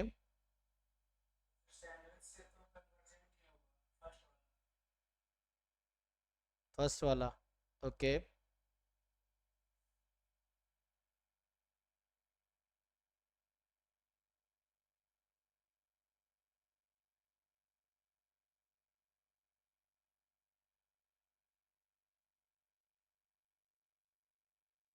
एक्चुअली इसका ना एक थ्योरम है।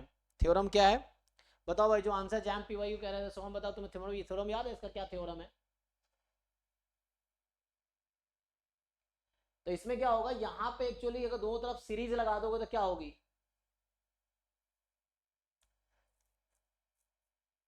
देखो तुम जो कह रहे थे ना कि लिमिट n, मैं यहाँ बताना ये चाह रहा हूँ कि ये भी तो 0 पे जा रही है ना, और ये भी 0 पे जा रही है। जैसे ये बता रहे थे कि ये टर्म 0 पे कन्वर्ज करेगी, जैसे वारका बताना चाह रहा था कि ये टर्म 0 पे कन्वर्ज करेगी तो an कॉची होगा, ऐसा तुम कह रहे थे ना तुम लोग, कि अगर ये मान लो 0 पे कन्वर्ज कर रही है तो ये और ये दोनों अलग चीज है।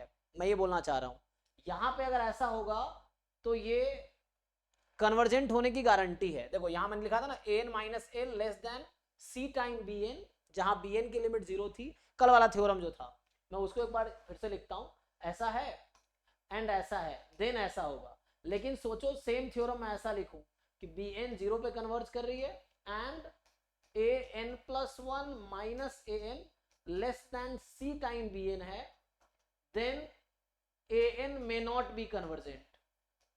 an may not be convergent, ये चीज है यहां पे। सो अगर ऐसा हो रहा है जरूरी नहीं कन्वर्जेंट होगा। इसके एग्जांपल में तुम 1/n वो यही ले सकते हो। ये इसका अगर तुम्हें इसको प्रूव करना हो कि ये क्यों कन्वर्जेंट नहीं होगा तो तुम देख सकते हो इसका ना वो जो सीक्वेंस है 1/n तुम चेक करो वही इसको कहीं ना कहीं सेटिस्फाई कर लेगा। या अगर उससे प्रॉब्लम हो रहा है तो ये वाला ले लो तुम, you consider 1 + 1/2 up to 1/n, जो सीक्वेंस मैंने लिखे थे उसको चेक करो। तो अगर मैं an को लेता हूँ कहाँ तक 1/n तक, तो 1/n+1 आएगा ना। 1/n+1 लेस देन 1/n है, चेक करो ये an सेटिस्फाई करेगी इसको। मैं ये बोलना चाह रहा हूँ कि if you consider an is equal to 1 + 1/2 up to 1/n, ये वाला ले लो एग्जांपल। सो ये जो एग्जांपल इसको सेटिस्फाई करेगी, यस और नो? देखो स्पेशली हर का तुम्हें बता रहे हो, तुम बता रहे थे ना, तुम्हारे लिए स्पेशली मैं एग्जांपल लिखा। सो ये पुट करो यहाँ पे, चेक करो ये ट्रू होगा कि नहीं होगा। तो ये इसके लिए ट्रू आएगा क्योंकि ये 1 से n+1 तक जाएगा, ये 1 से 1/n तक कैंसिल हो जाएगी टर्म्स, तो एक ही टर्म बचेगा 1/n+1।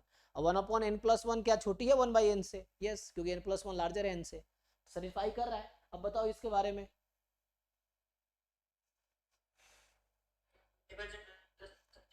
ठीक है ना, तो ये क्या है, डाइवर्जेंट है यहाँ पे। लेकिन अब क्वेश्चन ये जो मैंने एक एग्जांपल लिया है, अब क्वेश्चन ये क्या सारे एग्जांपल के डाइवर्जेंट ही आएगा या कभी कन्वर्जेंट भी हो सकता है? सर मेरा फर्स्ट है कि अगर करस्पॉन्डिंग को सीक्वेंस सीरीज डाइवर्जेंट बन गए तो कॉन्ट्रैक्ट में बन गए सोच रहा हूं। हाँ वही मैं बोल रहा हूँ, वो जरूरी नहीं, वरना बुक में ना अलग से लिखा होता है, जैसे इसने लिखा है ना कि Cauchy is convergent, convergence is Cauchy. क्योंकि जो भी चीजें मैं बता रहा हूँ, क्योंकि ऐसा नहीं मैंने कुछ डेवलप किया है ना, ये सब कहीं ना कहीं किताब से पढ़ा है कि 2 सीखा है, यही चीज है। क्योंकि ऐसा ना, क्योंकि ये कोई नई चीजें बताने के लिए तुम्हें बहुत रिसर्च करना पड़ता है, उसके लिए बहुत प्रोसीजर है। तो जो किताब में वही देख रहे हैं, इसने डायरेक्टली लिखा नहीं है इसमें कि जो कॉन्ट्रैक्टिव है वो हमेशा, मतलब कॉन्ट्रैक्टिव तो कन्वर्जेंस होगा ये लिखा है, लेकिन कन्वर्जेंट हर कन्वर्जेंट सीक्वेंस कॉन्ट्रैक्टिव होगा ये इसका कोई जरूरी नहीं है। मतलब देख लाऊं, मतलब फिर प्रूफ लिखना पड़ेगा, इसने डायरेक्टली लिखा नहीं है इस क्वेश्चन में, ये दिक्कत है इस बुक में। सो इन्होंने डायरेक्टली नहीं लिखे हैं, तो डायरेक्टली बताना मुश्किल है, तो मैं थोड़ा आगे बढ़ता हूँ फिर। चलो तो एक बार चेक करना, फिर भी डिस्कस कर सकते हैं अगर ऐसा होगा तो। पर फिर मैं बताना ये चाहता हूँ कि यहाँ पे अब मैं ये एग्जांपल देता हूँ, 1 मिनट इसके लिए बात करो, क्या ये वाली सीक्वेंस सेटिस्फाई करेगी इसको, यस और नो? और ये क्या है? हाँ ये कन्वर्जेंट है ना। सो ये दोनों सीक्वेंसेस इस कंडीशन को सेटिस्फाई करेगी। एंड लेकिन क्या हो रहा है, कन्वर्जेंट है, ये कन्वर्ज करती है π²/6 पे। हाँ तो क्या कंक्लूजन हो इस, हाँ तो इस क्वेश्चन का आप करेक्ट ऑप्शन क्या हुआ? और यहाँ पे कन्वर्जेंट आएगा, तो इसका मैं रिजल्ट लिखा देता हूँ कि क्या रिजल्ट है एक्चुअली। हाँ यस यस ANC। तो इसका मैं थ्योरम लिखा देता हूँ अभी के लिए, इस पे खूब क्वेश्चन PYQ में आए हैं, जैम गेट में भी क्वेश्चन इस पे आया है। तो मैं सीधा सीधा इसका डिफरेंस क्या है, 1/n² किया 1/n किया, तो डिफरेंस क्या है। तो यही वाली सिचुएशन वहां पे आ रही है कि तुम्हें देखना पड़ेगा कि क्या हो रहा है एक्चुअली। सो यहाँ पे है, देखता हूँ उसके लिए सब फिर कंक्लूड करते हैं। यहाँ थ्योरम ये है,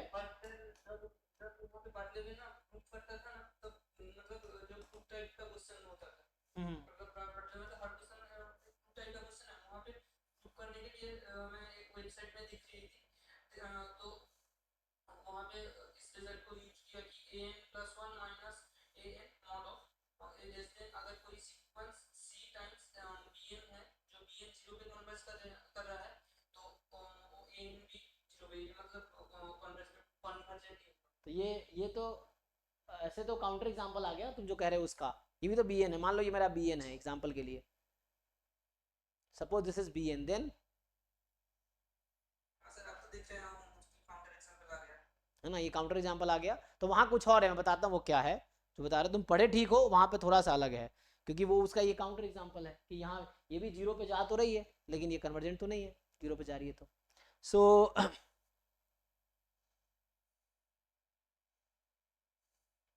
एनीवे, तो मैं 2 थ्योरम लिख के कंक्लूड करता हूँ आज की क्लास।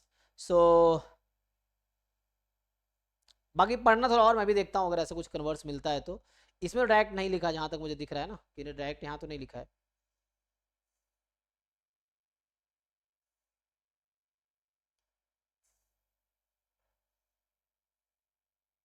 एनीवे, थ्योरम क्या था मैं ये बता देता हूँ थ्योरम क्या है। तो थ्योरम ये है कि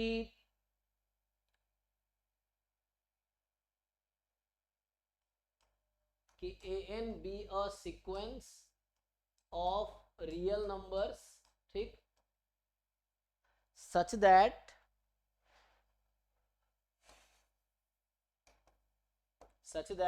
कि मान लो ऐसा है A N plus 1 minus A N less than B N है, मान लो, ठीक, less than equal to B N है फॉर एग्जाम्पल, या लेस देन भी ले सकते हो। बी एन है जहां पे और वो भी कंडीशन ले लो कि let b n be a sequence such that कि बी एन की लिमिट क्या है, 0 है। बी एन की लिमिट 0, जो कल लिखाया था वही चीज लिख रहा हूं मैं, कि बी एन की लिमिट 0 है एंड और ए एन कोई सीक्वेंस है जो इसको सेटिस्फाई कर रही है। देन इसमें ये बोलता है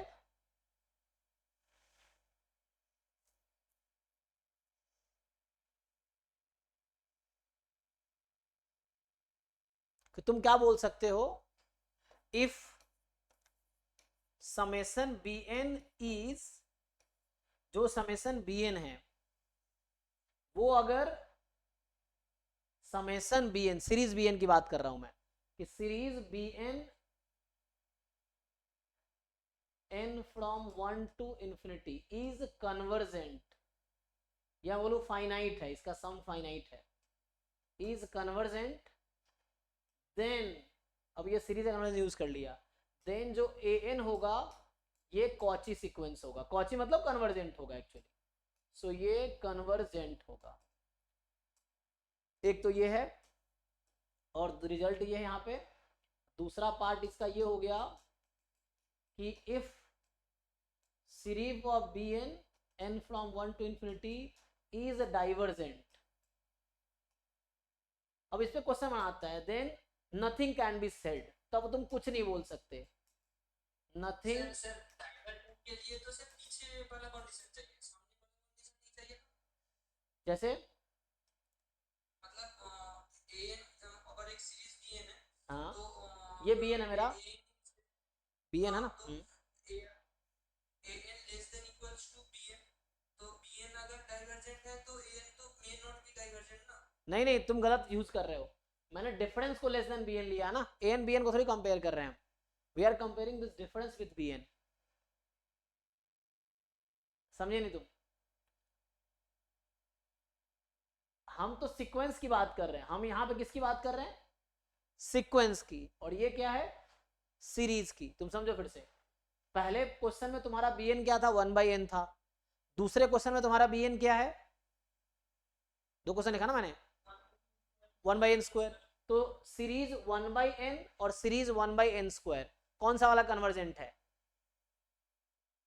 1/n²। तो 1/n² कन्वर्जेंट है। तो अगर 1/n² कन्वर्जेंट है तो इसीलिए वो जो सीक्वेंस था वो कन्वर्जेंट आया था, इसीलिए इसका आंसर, इस पार्ट का आंसर इसीलिए कन्वर्जेंट और कॉची आया। क्यों आया? क्योंकि सीरीज 1/n² कन्वर्जेंट होता है। अब यहाँ सीरीज 1/n डाइवर्जेंट है, तो हम कुछ नहीं कह सकते कि वो एक्चुअल सीक्वेंस जो है an, तो तुम्हें समझना पड़ेगा मैं किसकी बात कर रहा हूँ, ध्यान से पढ़ो। यहाँ मैं सीरीज की बात कर रहा हूँ, जो कि सीरीज हालांकि आगे बढ़ाना है बहुत डिटेल में, लेकिन यहाँ ये थ्योरम आ गया तो मैं पहले इसकी यूज कर ले रहा हूँ कि सीरीज bn, ये जो bn यूज किया, इसकी सीरीज अगर कन्वर्जेंट है तो गारंटी है कि जो an सीक्वेंस है वो कन्वर्जेंट होगी। और अगर सीरीज bn डाइवर्जेंट है तो जो सीक्वेंस an है कुछ भी हो सकता है, मे बी कन्वर्जेंट और नथिंग कैन बी सेड बोल रहा हूँ, है ना। सो हाँ हाँ, अच्छा कुछ लोगों ने क्वेश्चन भेजे हैं ग्रुप में भी, डिस्कस करते हैं, रुको, इस पे रिलेटेड कुछ बोल रहा था ना, मे बी कन्वर्जेंट, मल्टीप्लाई को डिवाइड अच्छा रुको, कन्वर्जेंट और डाइवर्जेंट, यस जैसे आपने भेजा वो देखते हैं हम लोग। तो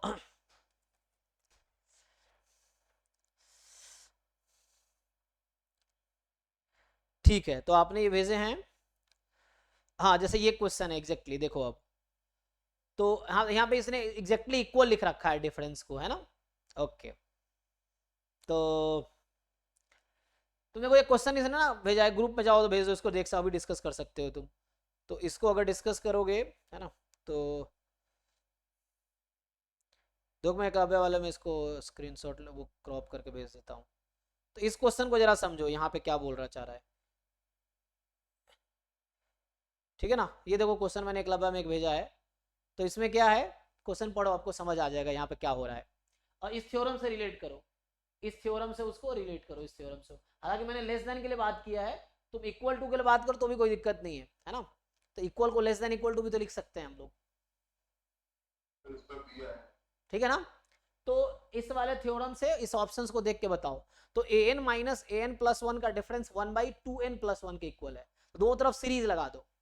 सो दोनों तरफ सीरीज लगा दोगे जब तुम, तो series an minus an plus 1 का मतलब सीरीज 1/2n कन्वर्ज करेगी, और सीरीज 1/√n डाइवर्ज करेगी। तो सीरीज 1/√n डाइवर्ज करेगी, इसीलिए bn के बारे में हम ऐसा कुछ खास नहीं कह सकते, है ना। अच्छा bn यहाँ पे एक्चुअली डाइवर्ज ही कर रही है डायरेक्टली, तो मैंने तो लेस देन लिया था ना, ये इसने एग्जैक्टली कह दिया एक्चुअली। तो जब एग्जैक्टली कह दिया यहाँ पे, तो an तो कन्वर्जेंट होगी पक्का, है ना, कौची मतलब होगी an। What can you say about bn?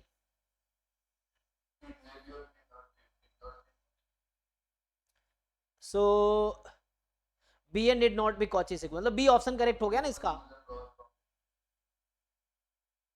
तो इस क्वेश्चन में हाँ नो कंक्लूजन, तो इस क्वेश्चन में ऑप्शन कौन सा करेक्ट हुआ? B option. किसी को कंफ्यूजन है आप में से? देख लो एक बार क्वेश्चन ग्रुप में जो है।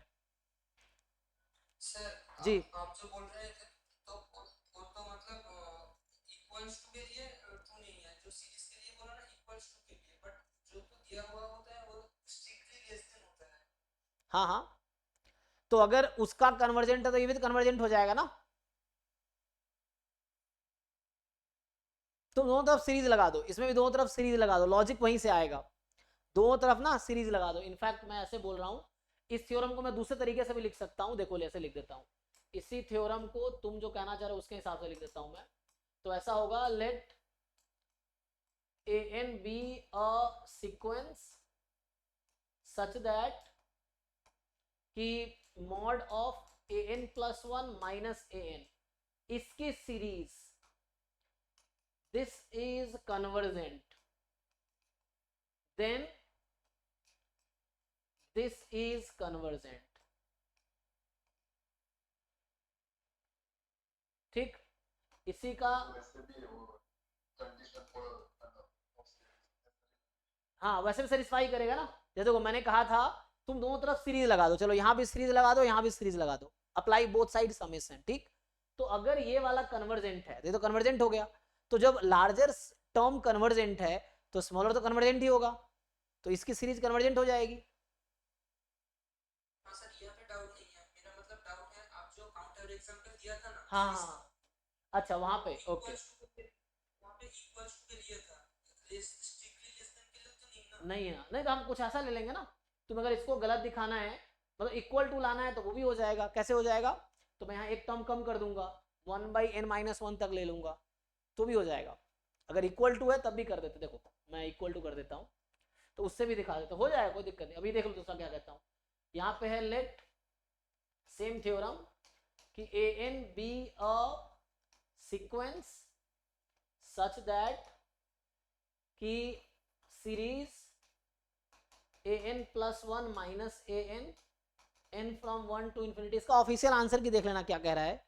सो बी बोल रहा ना, so this is divergent, this is divergent, then an के बारे में कुछ नहीं कह सकते तुम, an मे बी कन्वर्जेंट और may be divergent, may be convergent और डाइवर्जेंट, उसका कोई गारंटी नहीं। जहां कन्वर्जेंट बोल रहा हूं वहां कॉची भी होगा, तो ब्रैकेट में तुम कॉची भी लिख सकते हो, कि जहां भी कॉची की बात करेगा वो कन्वर्जेंट की बात कर रहा है एक्चुअली, ठीक है ना। सो ये अब तुम्हारे उस क्वेश्चन पे आता जो तुम कह रहे हो ना कि जैसे इक्वलिटी होता, मान लो चलो एग्जांपल के लिए कि an is sequence such that mod an plus 1 minus mod an is 1 by n, then question है what can you say about an। यहाँ हम क्या बोल सकते हैं, सो हम दोनों तरफ सीरीज लगा देंगे, ठीक। मैं काउंटर एग्जाम्पल बना देता हूँ, तो इसका मतलब है an मे बी कन्वर्जेंट और डाइवर्जेंट, ठीक, कन्वर्जेंट और डाइवर्जेंट हो जाएगा। कैसे तो अब तुम्हें सोचना पड़ेगा ऐसा क्या एग्जाम्पल बनाओगे तुम, है ना। सो एक तो यहाँ पे तो वही सेटिस्फाई कर जाएगा ना, तुम an ये वाला ले लो 1 प्लस 1/2, तो यहाँ तो डाइवर्जेंट हो जाएगा, कन्वर्जेंट वाला ढूंढना पड़ेगा मुझे। सो यहाँ से क्या डाइवर्जेंट ही होगा, सो 1 बाई मैं n-1 तक ले लेता हूँ, बताओ क्या बनेगा, सेटिस्फाई करेगा इसको, चेक करो ठीक से।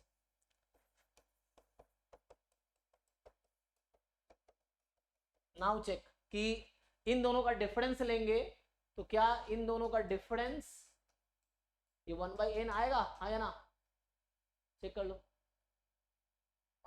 ठीक है ना। तो इसका डिफरेंस लोगे तो ये आ गया, अब डिफरेंस ये आ गया, इसके बारे में क्या बोल सकते हैं, तो ये तो डाइवर्जेंट है।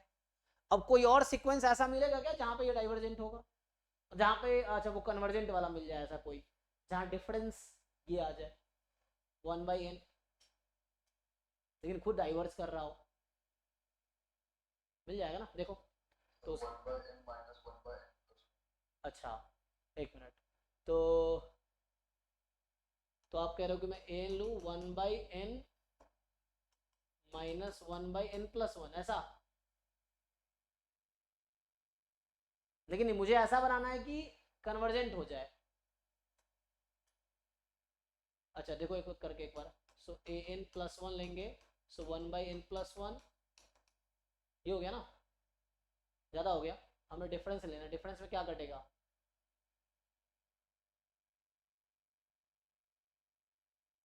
उसको बनाना पड़ेगा। तो यहाँ तो डाइवर्जेंट का गारंटी हो गया ना, डाइवर्जेंट तो एग्जांपल मिल गया, कन्वर्जेंट बनाने के लिए एग्जांपल ढूंढना पड़ेगा, ठीक है। इसको देखते हैं अभी, तुमसे ट्राई करके आओ फिर डिस्कस करते हैं ना, तो तुम्हें समझ आया ना क्या बोलना चाह रहा हूँ मैं।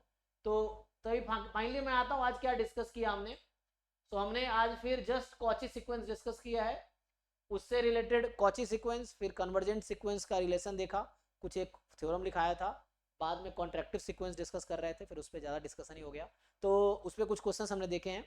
तो आज मेनली हमने कॉची सीक्वेंस देखा और कॉन्ट्रैक्टिव सीक्वेंस का डेफिनेशन देखा है, और साथ में उस पर बेस्ड कुछ थ्योरम्स लिखे हैं, ठीक है ना। बाकी आप पढ़ो, तो मुझे लग रहा है एक क्लास और, तो कल की क्लास में सब सीक्वेंस ही स्टार्ट करूंगा मैं सीधा। बाकी इसको आप पढ़ो, इसके बारे में जिन लोगों को कंफ्यूजन है आप डिस्कस करो, ऑनलाइन बहुत रिसोर्सेस है। द थिंग सबसे बड़ी चीज आपके अंदर डिजायर होनी चाहिए सीखने का, तो रिसोर्स बहुत सारे हैं, फिर आप मेरे साथ डिस्कस करो, है ना। तो फिर हम लोग डिस्कस करेंगे, कुछ ऐसा आता है कंफ्यूजन तो, क्योंकि मैं भी ऐसे मुझे सब कुछ थोड़ी आता है, मैं भी सीख ही रहा हूँ, तो ऐसा कोई दिक्कत नहीं कि मैं दुनिया भर की सारी चीज़ें जानता हूँ। तो आप डिस्कस करो, फिर मुझे भी सीखने को मिलेगा, ये है। तो अभी हम यही स्टॉप करते हैं, बाकी आप लोग असाइनमेंट सॉल्व करो, प्रॉब्लम सॉल्व करते रहो, है ना। जितनी नॉलेज है उसके बेस पे ही ट्राई करो, जो डाउट होता है आप डाउट क्लास 11 से 12 आज भी होगी, डेली होती है, अब ज्वाइन करो, पूछो, 7 to 8 होती है, ज्वाइन करो, पूछो, है ना। वो अगर जरूरत पड़े मैं डाउट क्लास टाइम बढ़ा सकता हूँ, लेकिन बच्चे उतना है ना, कई बार कभी आते हैं कभी नहीं आते हैं, ये चीज़ें हैं, अदरवाइज है ना मैं 6 से 8 भी डाउट क्लास ले सकता हूँ, 6 बजे फ्री हो जाते हैं। तो उसके लिए बताना पड़ेगा पहले तुम्हें, अगर तुम्हारे ज़्यादा डाउट है, सैटरडे संडे मैं खाली रहता हूँ, कॉलेज नहीं रहता है, तो उस दिन हम जल्दी भी ले सकते हैं, लेकिन उसके लिए डाउट होने चाहिए ना पहले आपके पास, तो पहले बताओगे तो उसके हिसाब से मैं डाउट क्लास का टाइम बढ़ा सकता हूँ, कोई दिक्कत नहीं। ठीक है चलिए, तो अभी यहीं स्टॉप करते हैं, जैम बैच गेट बैच अभी कंटिन्यू करेंगे, तो गेट वाले लोग रुक सकते हैं जो गेट क्लास अटेंड करना है, बाकी शिवा भाई इसको स्टॉप कर दीजिए।